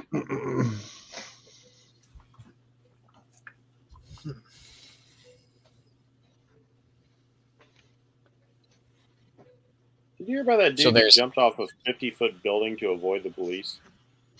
No. No, but that's fucking dedication right there. Yeah, he did. He survived. I And he think that might survived getting be shot. I think that's more surviving, unprescribed medication. Do you think that Laurie could make a whole hole through here, like a stone shape? No, Yeah, it's 10 feet. That's 10 feet of space. I can only do 5 feet. But you can do it twice, or only... Because that would give us a straight path through for everybody. Question: what was on the bottom down here besides the pedestals? Can we not see the floor? The floor is 60 foot deep, and you can see down to the bottom. It's just a stone floor. I got a rope. Why don't we just crawl down, go over there? He's on the other side. We could throw a rope up to him. He can tie it off, and then we climb up.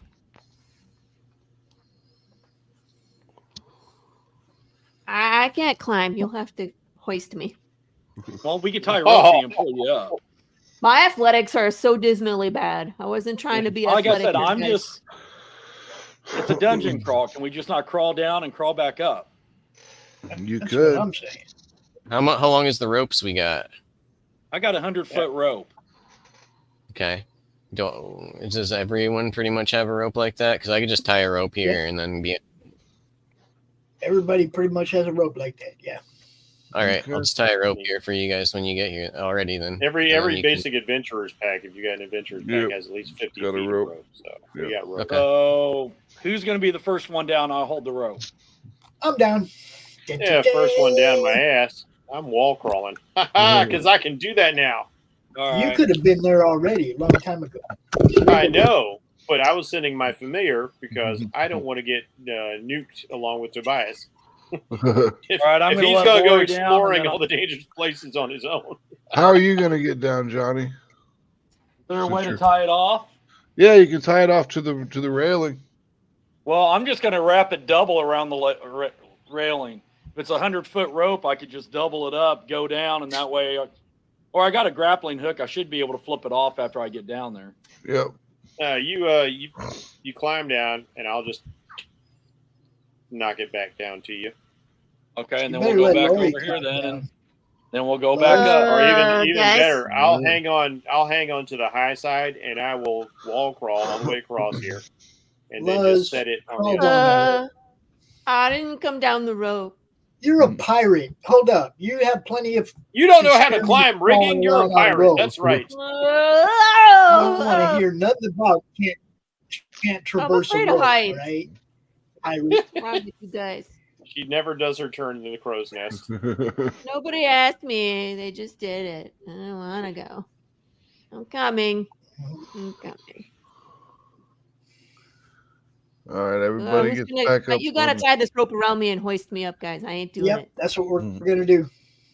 Thank we're you. Going to pull you up. Thank you. Now, Ballanor, of course, going to have to take his armor off to get through here. Yep.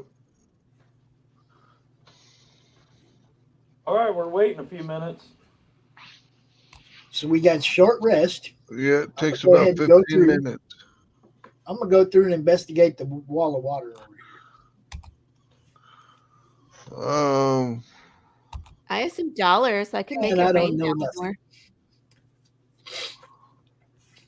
Make it rain. See, it takes him 10 minutes to doff his armor. So I'm going to take those 10 minutes to identify those two freaky eyes. I'm just going to watch Ballanor. Okay. The eyes are not magical. They're just eyes of, they're just standard marbles, basically. As if I believe that shit. Mm-hmm. Yeah, they're going to come in handy somewhere. Oh, sorry, I'm back. We didn't even know you left. I had to go pee pee. You gotta say when you're getting up, man, or we don't know. So, you guys try pushing through this water here? No, we haven't got to that yet. Everybody just got up.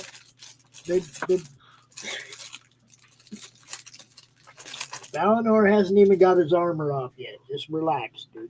There's lots of buckles and straps. I'm over here breathing heavy. Gets his armor off, and you guys can pull through into this room. Ballanor, roll an intelligence check. I do anything but that one. All right, it's a 9, so that's enough. You think that this would be a great place for a long rest? I was going to suggest that anyway. Because we're all down hit points. I'm full. Yeah, speak for yourself, white man. I'm full and I have a shield. Are you guys good for a rest? Yeah. If you like. Yeah, that should give me my life back. No. Up to 50. Once he gets his greater restoration spell, he'll be fine. If Luz changes, I will switch that out. There you go. I'll switch Heal him out up to greater proper. restoration while we're waiting. Okay. You can cast greater restoration on Pops during the rest. Yep. Don't forget to take that spell out of your rotation. How do I do that? Let's see. Just click next to it. So it's... I see how to do it. And that recharges proficiency too when you're long rest? Yes. Yep. All right, cool. Then I can spells spam these back. powers more. There you go. How do I add spells, Max, or do you have to do that? You just drag it over from the compendium, but I can do it. I was like, I don't know what that means. All right, the compendium is the little eye icon over there on your right-hand side. You click that, you go down to where it says spells. You click that, and then you can see the various spell lists will populate. And then you just find out which clerical spells you want. I just got to find Luz's character sheet. There it is. Drag him right onto the sheet. Oh, shoulder popped. There you go. That's not even the shoulder I dislocated. Got it. Earls Cool. already been exploring the crap out of this place, so I've got no fear of instant death. And while you guys are taking your long rest, you get a milestone level. Ooh. Really? Yep. Level 10. All right.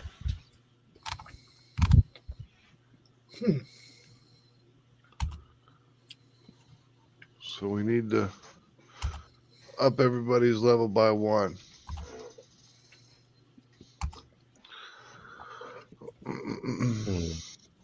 Do we have to do that right now, or can we do that like later? Well, if you want to do it right now, so you have all your stuff. Okay, I just wasn't sure if we wanted to like continue on the story. I don't want to use that, Nick. I can tell you from having watched the stream, it really slows down the game. Yeah, it really does. It's not very exciting to watch everybody level up. No. What is this thing doing? It's putting me in the character mancer when I'm trying to look at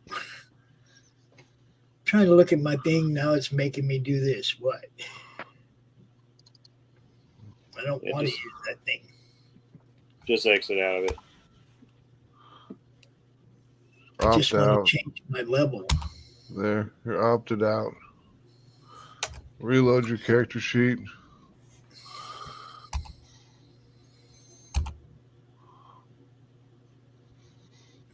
I'll change my level in between sessions. We can do that. Yeah, I'm not sure which class I wanted to choose myself. All right, so we move up. The long rest is completed. And what do you want to do? You want to move out into the... Yeah. I'm going to go check out what Er's been seeing. All right. Oh, real quick here. You said we're going to do this, but if we're at 10th level, do we at least want to bump up our hit points, or do we want to just keep them where they're at? Just keep everything where it is, I guess, since everyone wants to do their level after the game's over. Gotcha. Okay. Because I can tell you guys from watching the stream, like watching you guys level up was like watching paint dry. It was terrible. No, I understood that. I was talking about if we just wanted to do our hit points alone and do the rest off of it. I just didn't know if we were going up a milestone that because we needed our hit points as well. We'll just do the whole level at one time. Okay. Just give the milestone level at the end of the session. Okay. All right. Do I see any significant? I want to investigate the area to see if I can find any arcane sigils, graven images, anything that might be some sort of trigger for this wall of water here. I'm going to go up there with him to kind of give him some coverage.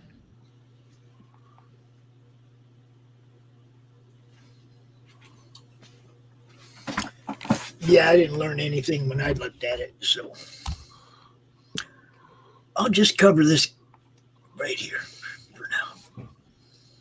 Did you say no, or did you say roll, Max? No, there's nothing. There's no arcane symbols anywhere. It's just the walls are wet, and the floor is wet, and there's just this curtain of water that's just wet, floating in front of you. Water's wet. All right, I'm going to try. Oh, sorry. I'm going to try and send my familiar through. See if anything terrible happens to him. Okay. Your familiar needs to make a DC 15 strength saving throw. Not terribly strong. He has a strength of 2, so yeah. So he's not probably going to make it through this. Just saying. He's going to crit. He's going to crit. Watch him. Nope. And that sends him flying all the way back to the wall. As the wave hits him and sends him back to the wall, hitting him for, as he impacts the wall, that hits him for. If it's anything above a hit point, he's just gone anyway. Yeah. All right. Blam! He's over here out of play.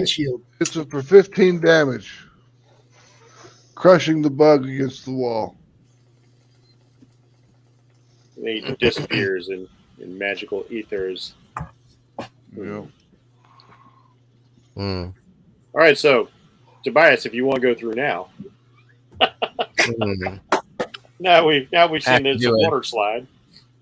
I gotta do the strength save throw, or it's just a strength throw. It's a roll. It is a strength saving throw, DC 15.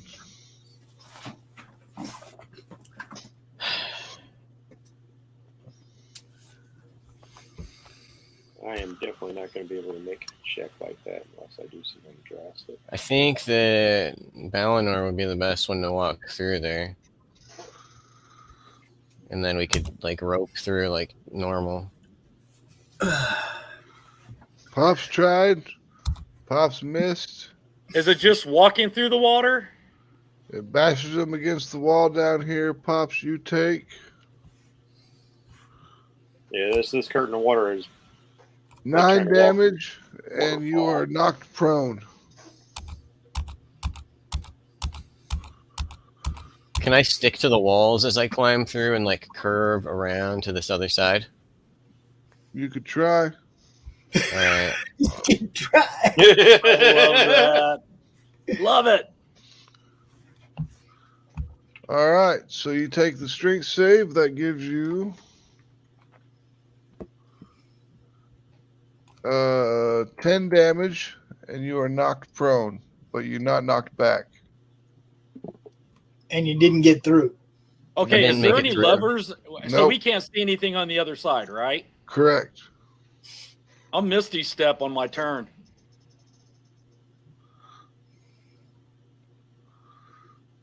Okay. It's your turn. Go. It's your turn. I'm going to try to Misty Step and teleport through. All right. That works. What do I see? The same type of thing as before, with the water on one side, and then there's a. I don't see. I'm going to try to look and see if there's any like levers or anything on this side. No, there are no levers on this side. The walls are just soaking wet. The floor is soaking wet, and there's a passageway that leads off to the left, and one that's very small that leads off to the right. Guess we aren't going to the one on the right. So.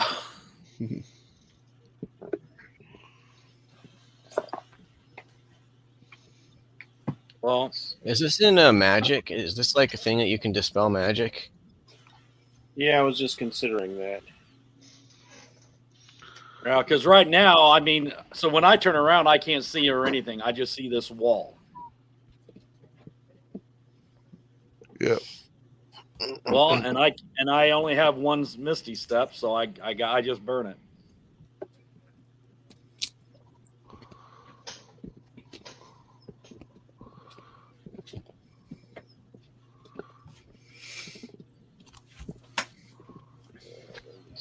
Well, I'm gonna pick my ass up off the floor. I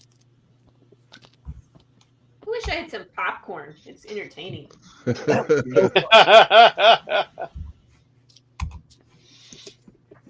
right, I am going to try casting Dispel Magic on it.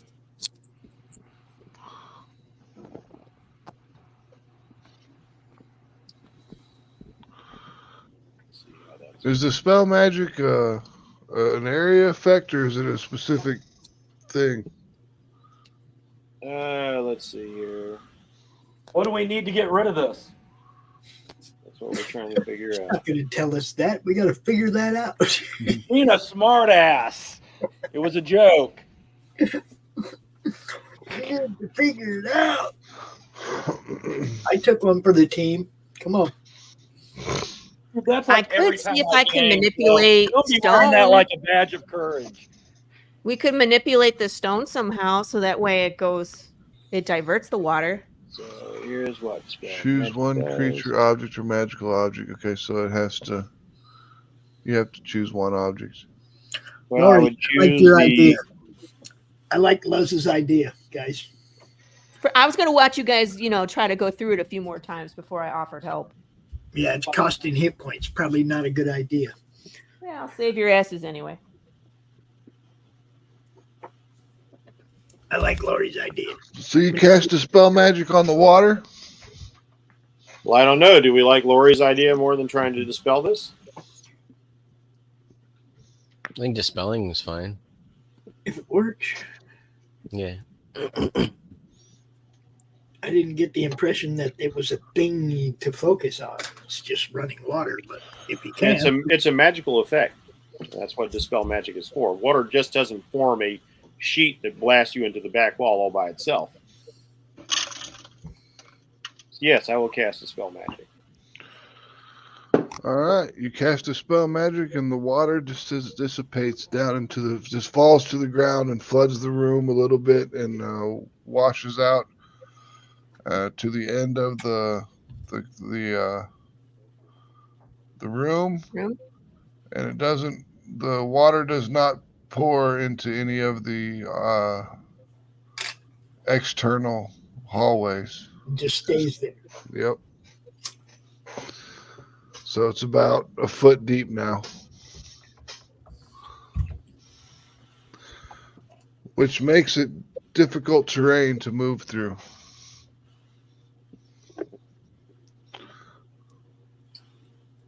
Well, Crawl maybe on the for you walls guys, over there.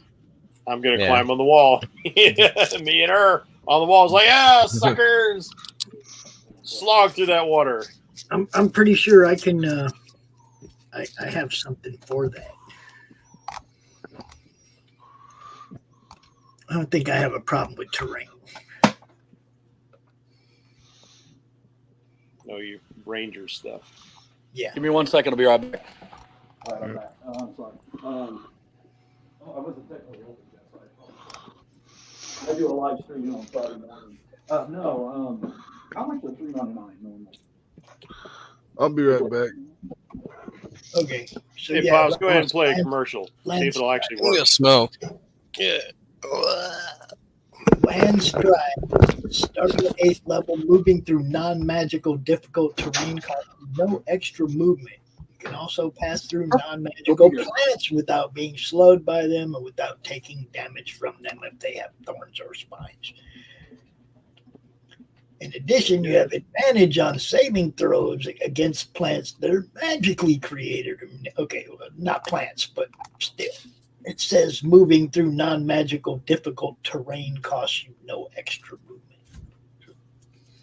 So there you go. This is currently non-magical water. Well, I'm just tripping on through like I always do. Light-footed half-elf. I always like that scene of Lord of the Rings. They showed how Legolas could walk on top of the snow while everybody else was having to trudge through it. Yeah, Billy, we're playing Candyland. Yeah. Chutes and ladders, baby. Chutes and ladders. It's always interesting till someone pulls out the see, and somebody did say they went pee-pee. Like, you peed twice? What? You did say PP. He did. He did. I let that slide. I did not pounce on that. No. I know Jeff loves this, so. What is Path of the Pale Rider anyway? Is it a comic book?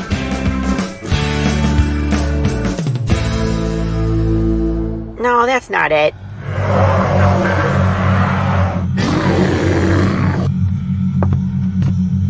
Is it this? What the heck is Path of the Pale Rider, man? There's no way this is right.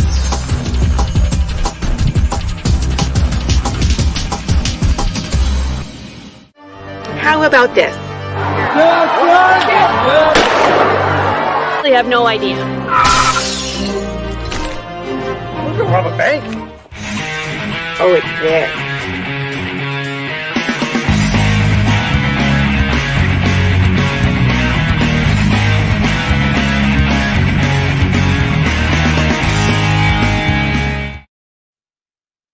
Woo! Love that song. Yep. And we got something from White Flyer Comics, guys.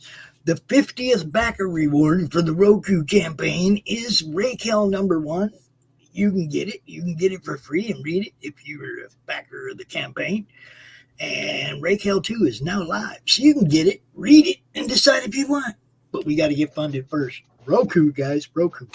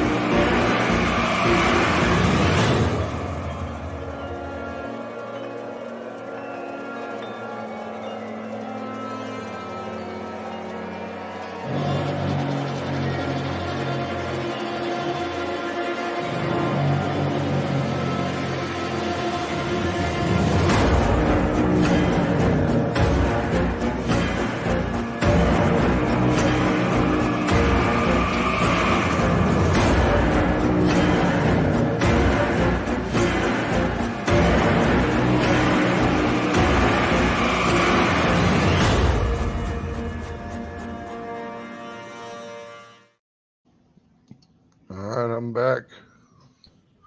Yes, as am I. And I didn't go pee-pee because that's the most unmanly, sissy thing I've ever heard.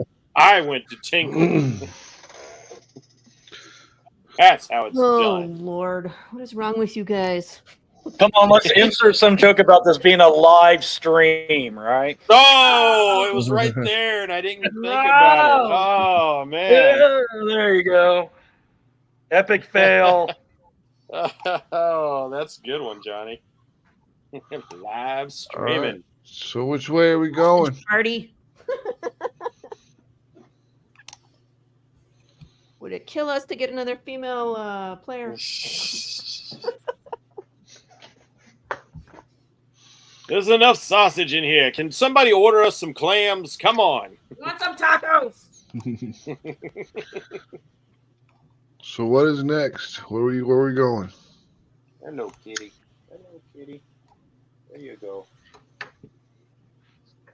My familiar has arrived for rubs. Everybody needs to be all right. Blessed. So. All right, fine. I'll come down the road. Jeez. Everyone needs to be unblessed. Okay. My goodness. So insistent. I can't pet you all day. I need that hand for my mouse. All right. So what are we doing? Yeah, we really don't need to know about your pet names, for things. Can we just, keep it to yourself? Where are we going? Yep, that's up to the group which way they want to go now. Got more. I'm not going to go through that hallway again. What's up, bros? Where we going, bros? Eleanor, you want to take the time to put your armor back on? Oh yeah, let's do that. I did that when we woke up. Yeah. May I make a suggestion? What? Are we going through the tubes again? We gotta go around. There's a hallway. Familiar. Send the familiar around. Cannot send the familiar. The familiar got destroyed. Can we bring him back? It will take me an hour. It will take me an hour to bring back a familiar. All right. So then we're going this way. There's a door. And a room. All right. So let me see something real quick. All right.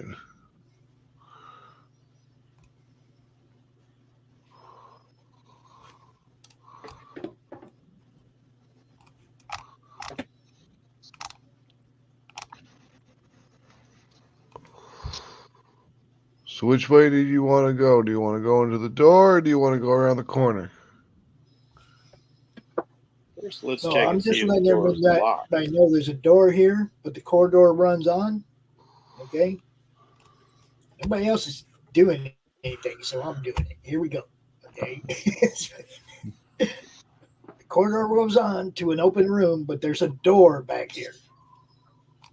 I'm going to use the mage hand to test and see if the door is locked. The door is unlocked. I'm gonna medicine myself a little bit. That's okay. There you go.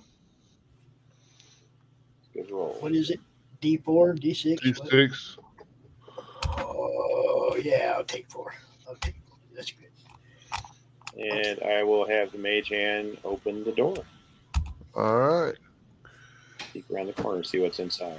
This chamber contains a stone font filled with a steaming green liquid. Beyond it, a shadowy figure stands at an open door for the far side of the room. The figure's back is towards you. Give me a second. Let me put the figure in there. Another thing not looking our way. That's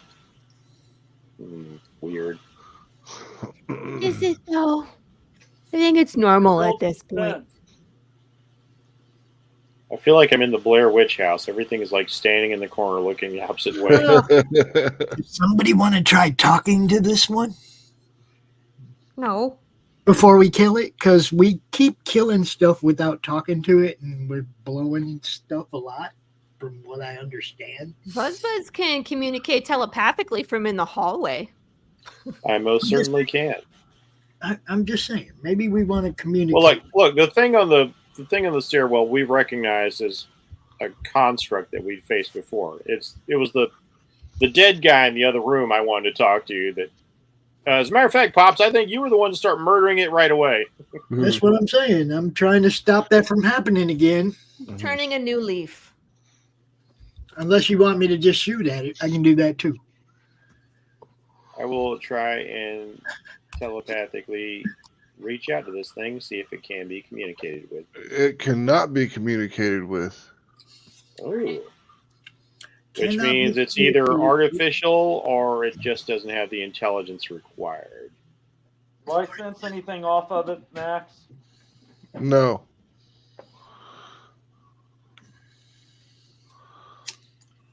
All right. Getting any evil intent from it. So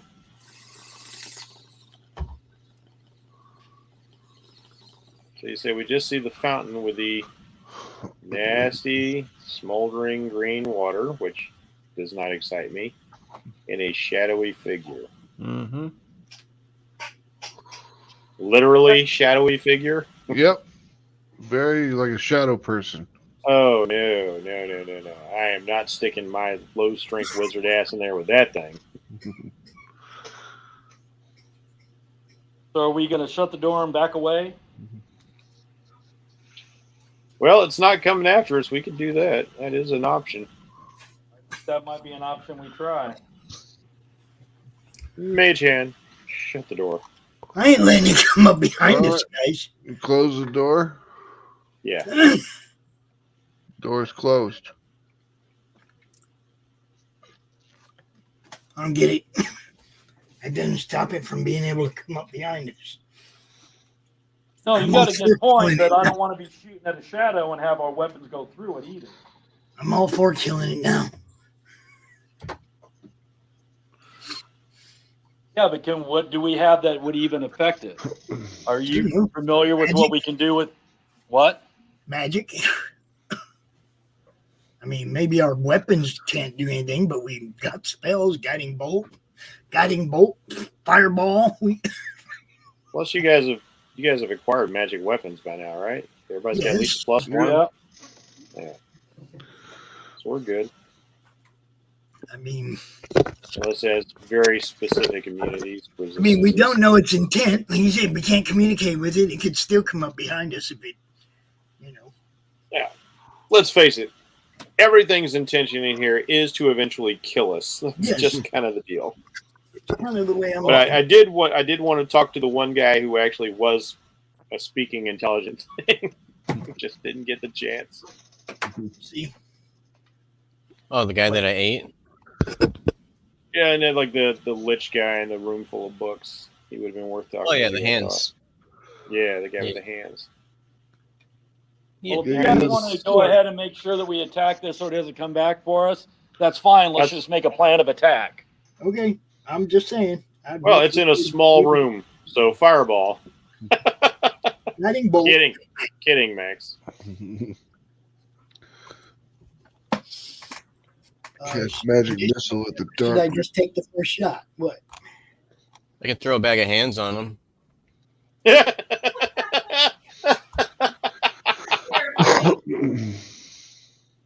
Just to see what it does. Yeah, that'd be kind of funny, actually. I keep asking if I can do that. At some point, one of you guys got to tell me to throw the bag of hands. Okay. Hey, what the hell? Throw the bag of hands. Throw the bag of hands in there. See what happens. All right, Puffs. When you're pulling back your bow to fire, roll perception. Where's my perception? Oh, there it is. You notice that the shadow is mimicking you completely. It's pulling. It's like miming, pulling back a bow pointing towards the door that it's facing. The thing. The shadow is mimicking your movements. Okay. Guys, I think it's a mirror image of anything that attacks it.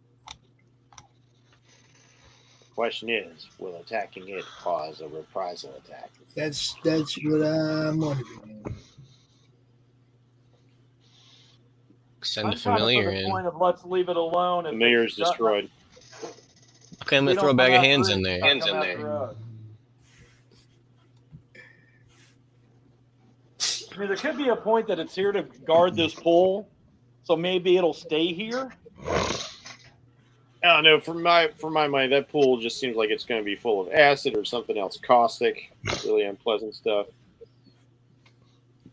But we never know. Yeah, I'm gonna throw that bag of hands in there and see how that goes. Throw the bag of hands. All right. Well, the bag of hands lands on the ground, and the hands run out.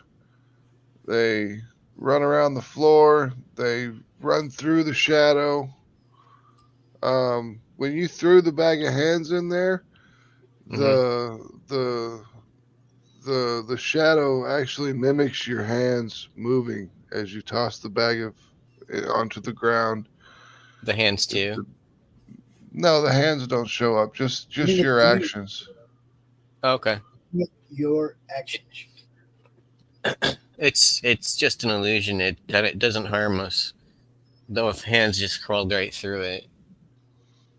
Well, maybe that's because the hands don't have any kind of intent of harm. Neither do I. I was just seeing what its intent was. It is a mirrored illusion. It mirrors your movements.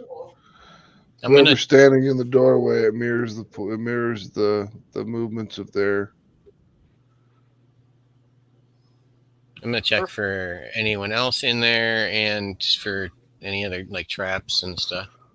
Nope, you don't see anything in there. It's just a room with a stone font that's built into the floor, full of that green sludge.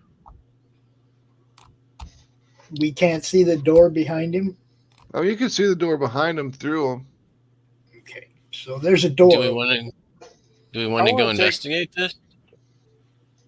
I want to take one of the hands and drop it in the sludge. No. All right. It burns up into just a smoking husk as the acid burns it away. Knew it. It was acid. Grab the rest of the hands. quickly and put them in my bag. He's become very attached to the dismembered hands. Yep. Now I only have 6 hands. Well, I'll try and mage hand this door to see if it's open. Yep, it is open and unlocked. It opens up into a large closet full of cobwebs. And we can't find the source of this illusion? No. And what's this sludge in? The sludge is in a big stone font that's built into the floor. I'm investigating the closet. There's nothing inside the closet, Pops. Are you coming out of the closet, Pops? The vat is made out of stone? Correct. Okay, so if we had a stone, if we had a stone flask, we could keep the acid in a flask. Nobody makes stone glass flasks. flask. If you had a glass flask, you could put the acid in the flask. We don't have anything like that, though, right? Nope. Okay. Yeah, I don't think that's part of anybody's gear.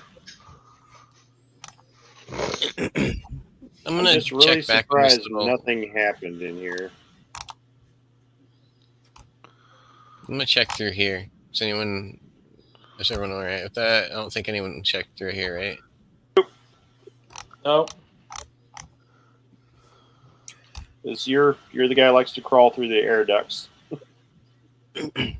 Okay, we do have a Symbian wine flask that I picked up off somewhere a while back. It's got wine in it? In my bio, it says SEMBIAN wine flask. Doesn't say there's any wine in it. It says it's worth 50 gold. Could it hold the acid? Yeah, I'd say it could. It could hold a couple pints. I mean, for all we know, it's the wine that's worth the 50 gold because it's really Doesn't say good there's any wine. wine in it. It just says a Symbian wine flask. All right. Have you ever checked it for wine? Let's drink it. it. I'm going to check it right now and we'll drink it, okay? If there's anything in it, we drink it right now. Acquired drunken style fighting. When you... I'm just giving it to her. He can over here. Yeah. Hers crawled away. I'm giving the flask, and he can do the acid toy game. Hers way over here in the vents again. You see a seam right here on the floor. A seam? Yeah, there's a seam. What do you mean, like a crack? Yeah. All right, I'll throw one of the hands over there. All right, the hand starts to walk among the crack.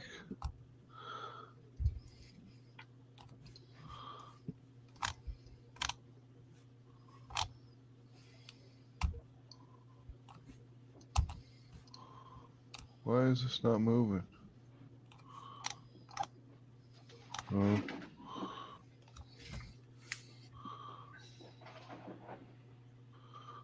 Okay, that's kind of stupid the way that works out. It rotates, the wall rotates, and seals itself off. Here? Oh. Yep. That's all right. All right. Doesn't matter. Okay. So that hand's trapped? Yep. All right, I'm down to 5 hands. Okay, there's nobody in the come closet. in handy. We're going this way, guys. So you want me to fill that flask up? Yeah. And do you want the flask then? No, you can hold it. You're the one that wants the acid. Awesome. All right. I want to firebolt these cobwebs. Okay. And then I want to take a moment to investigate this little room, see if there's anything going on in here. Nope, nothing at all. It's a completely empty room. I do not. Did he build this room just to waste our time? Damn you, Asterac. Maybe some adventurers before us cleaned it out. Who knows? Like the most evil thing a lich could do is just build a room just to make you waste time. An empty room. Guys, hold on 1 second. I don't understand that path. I'm not like what the heck? I'm not opening up for another half hour. I'm sorry, I'm doing a live stream. Gotcha.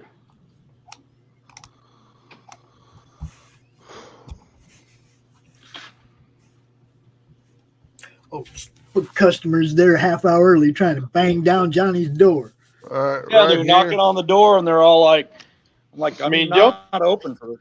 Don't you have like hours posted on your door? Yeah, I do. And they just see you in there. It's like, well, he's here. No, I actually have a curtain across my front door where you can't even see that I'm in here. They're still banging on the door. Yeah, trying to. Man, you are popular. I know. The corridor ends with a block of stone, which is painted 7-foot-tall, jackal-headed humanoid with a circular gold medallion around its neck. All around the figure are carvings of locusts. Oh man, this place is full of friendly. Yes. This would be your territory. Bugs. Well, I will go check it out. I would like to examine it. What? That's where it's supposed to be. Okay. For some reason, it was moved. Is there a historical element to this? Something I'd be aware of being from Chult? No, not exactly. Let's see. Like, is it part of the local mythology, the gods? Is it one of the tricksters? Jackal-headed locust guy? Yeah, I'm trying to find the name of the...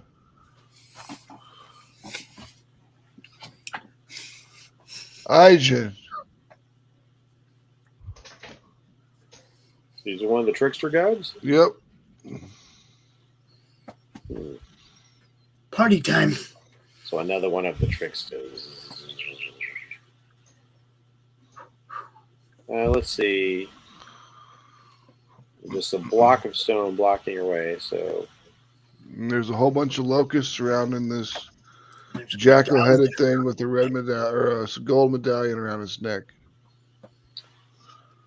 So the gold medallion is loose? Take it. Or is it all part of the carving? Take it. The medallion worn by the jackal-headed painting is actually a 6-inch diameter gold disc engraved with the face of a horned devil with its mouth agape. Take it. Take it. I'm going to see if it's separate from this painting and see if it can actually be turned.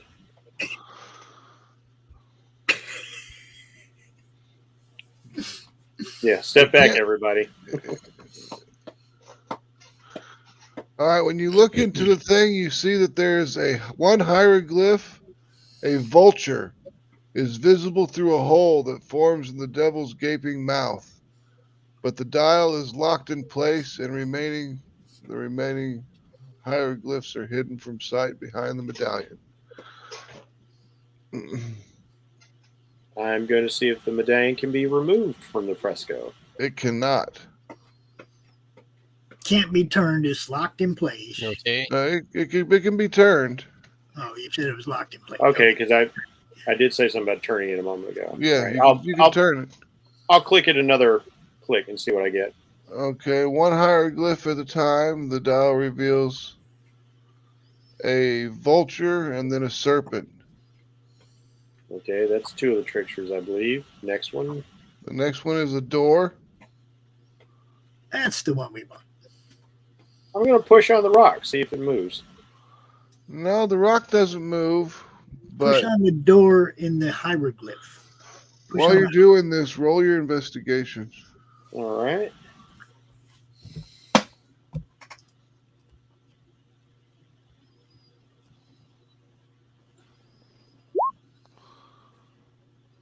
One of the locusts is a button.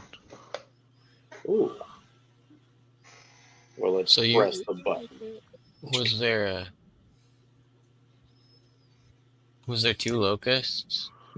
There's a whole bunch of locusts surrounding it. Oh, I see. All right, I will press in the button locust. See what happens. Okay.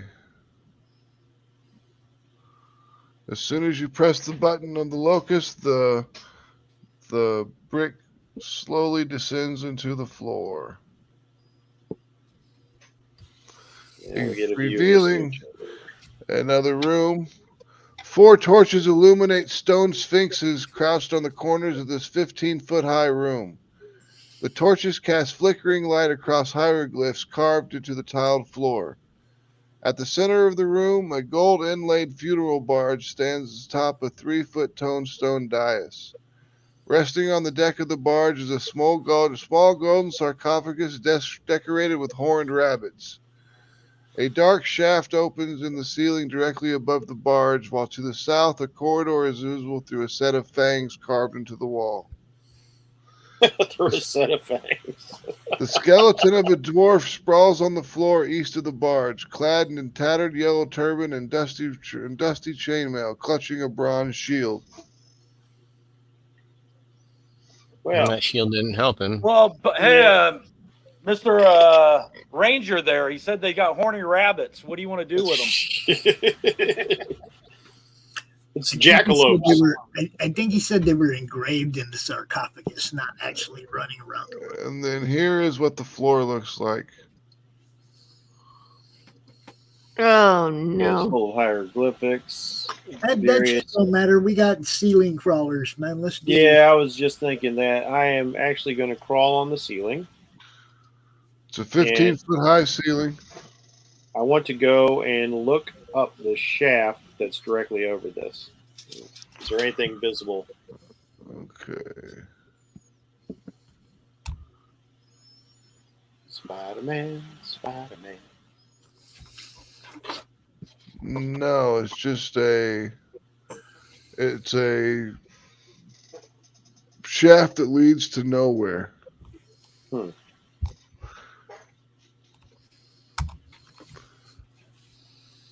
I don't believe it. Everything has a purpose, except for that room. That room did not have a purpose. Okay, maybe I do believe it. So, you want to go join him over there and help him open this thing?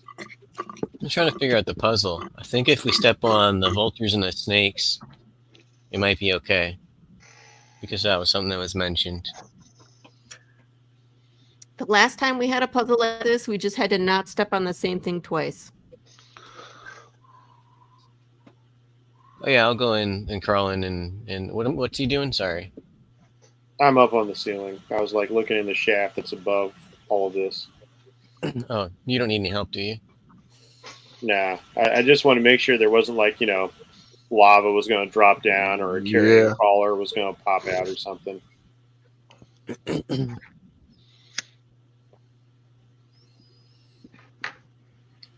And let's see, there is 1, 2, 3 of you.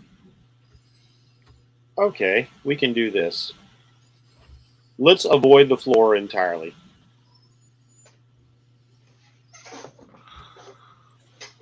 I kind of want to see what's on that corpse. I mean, we're going to make this work, but we're going to avoid the floor. I just need to check something real quick. I'm kind of interested in what's on the corpse. Give it a moment, Bob. Have faith in your wizard. Fly.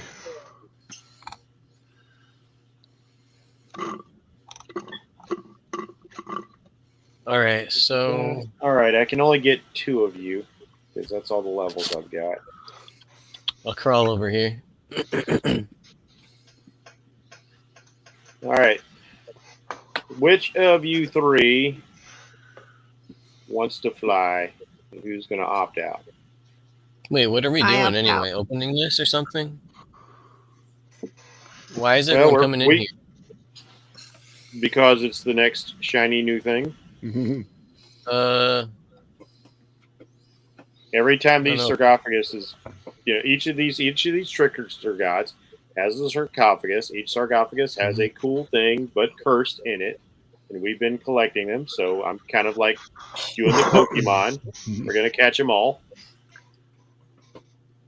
Didn't we leave a couple behind though? Not yet. Opened everyone. I still want to investigate this corpse.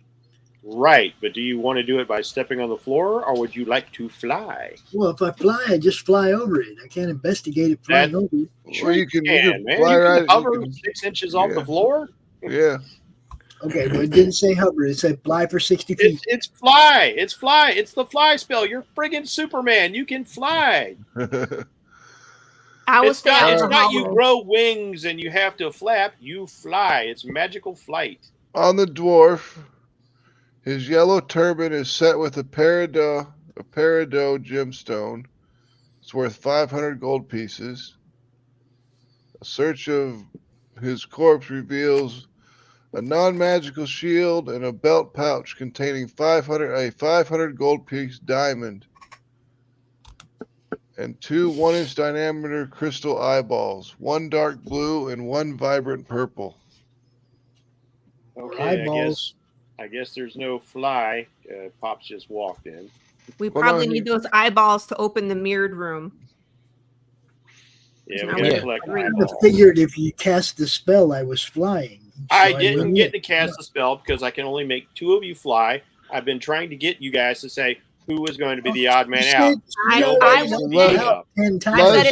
I've said it 3 times. I will stay in the hallway. Yeah, Luz is not going to fly. Like I can't hear that over Pops grumbling about how fly does or does not work. That's all right. Nobody listens to me anyway. I heard you. I heard her too. So, Pops, you're flying over the body. All right, Pops and Ballador are flying. Okay, well, I had a question to this real quick, if you don't mind. Yep. Can I not carry someone when I'm flying? I'm not going. You guys go. I'll stay. I'm just saying if we need it. That's what I was asking. Yeah. Well, I can, I'm magical. I can cast things across the floor. Can carry your gear, but as far as the spell goes, I think that's a DM call. Yeah, I don't think you can carry another individual. Okay. I don't want to go. I couldn't remember because I didn't know, like, with my strength, if I was strong enough just, like, to carry her because I don't think she weighs much.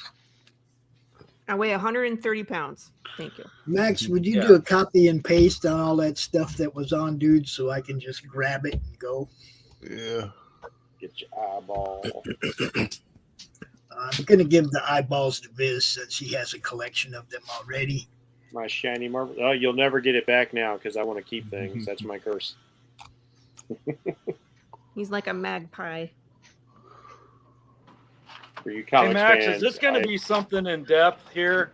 Because I didn't know if this would be a good time to stop because I am going to have to open up my store here in about 10 minutes.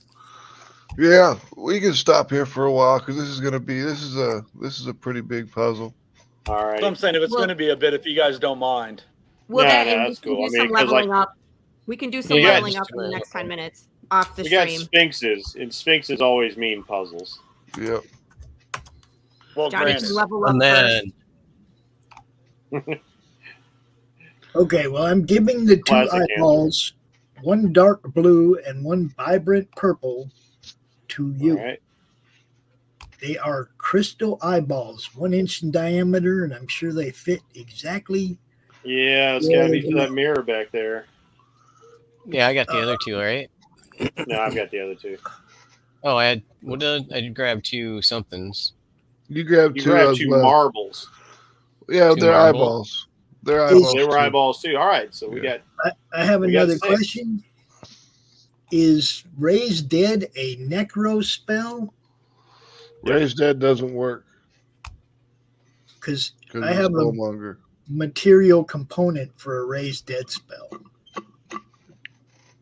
Yeah, but Raise Dead will not work currently because of the Soulmonger. Okay. Yeah. I just wanted to make sure whether or not I should give it to somebody else or I just keep that for now. I'll just keep it. Okay. One quick question, Max. How many indentations were around the mirror? 10. Okay, so We got 4 more to find. 4 more eyeballs. And a lot more corridors. And a lot more corridors. Oh, show. So we'll put it into the session here for the day. Okay. And then Do the we'll rest of the roll. way over here. We'll upload. We'll do everybody's character levels as soon as the level of the stream stops. Okay. I think I figured out what I want to do. Okay. All right, Max, thanks for doing this for us again today. Yeah, no problem, man. I'll talk to you later on. Yep, And, peace out. Hi, Johnny. Help. Talk to you guys. Help serve those eager customers, Johnny. Yeah, I know. Doc.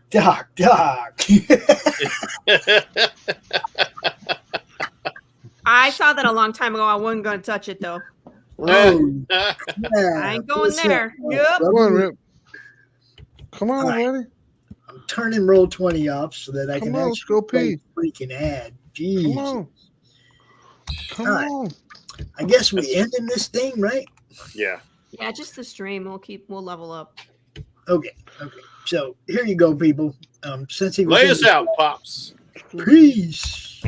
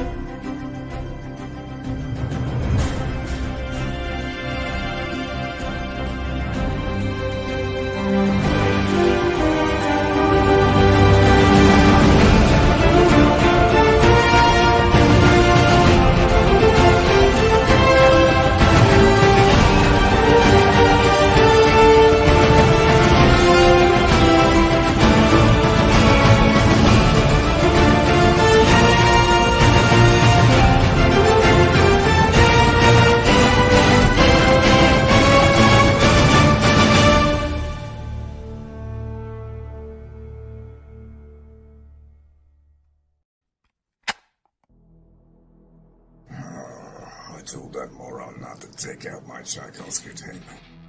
No matter, let's get started.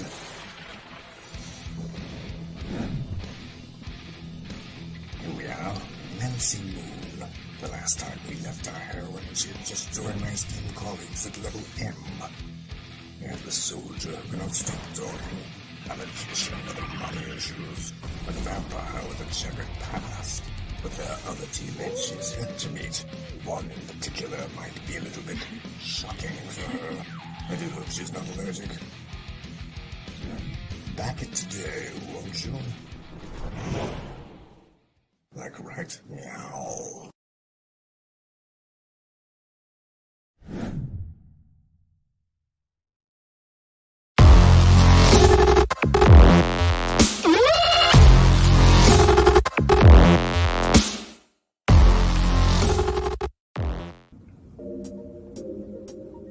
Oh man, I wish I could find a way to better advertise Apothic Press. Just back it up, Whoa, Crom, what are you doing here? What's this? The Madness Roku Network. Sponsorship.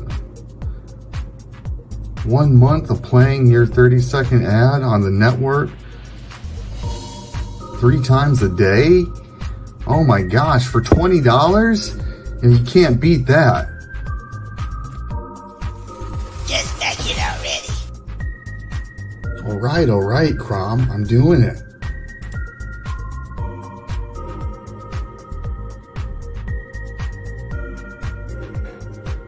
Awesome.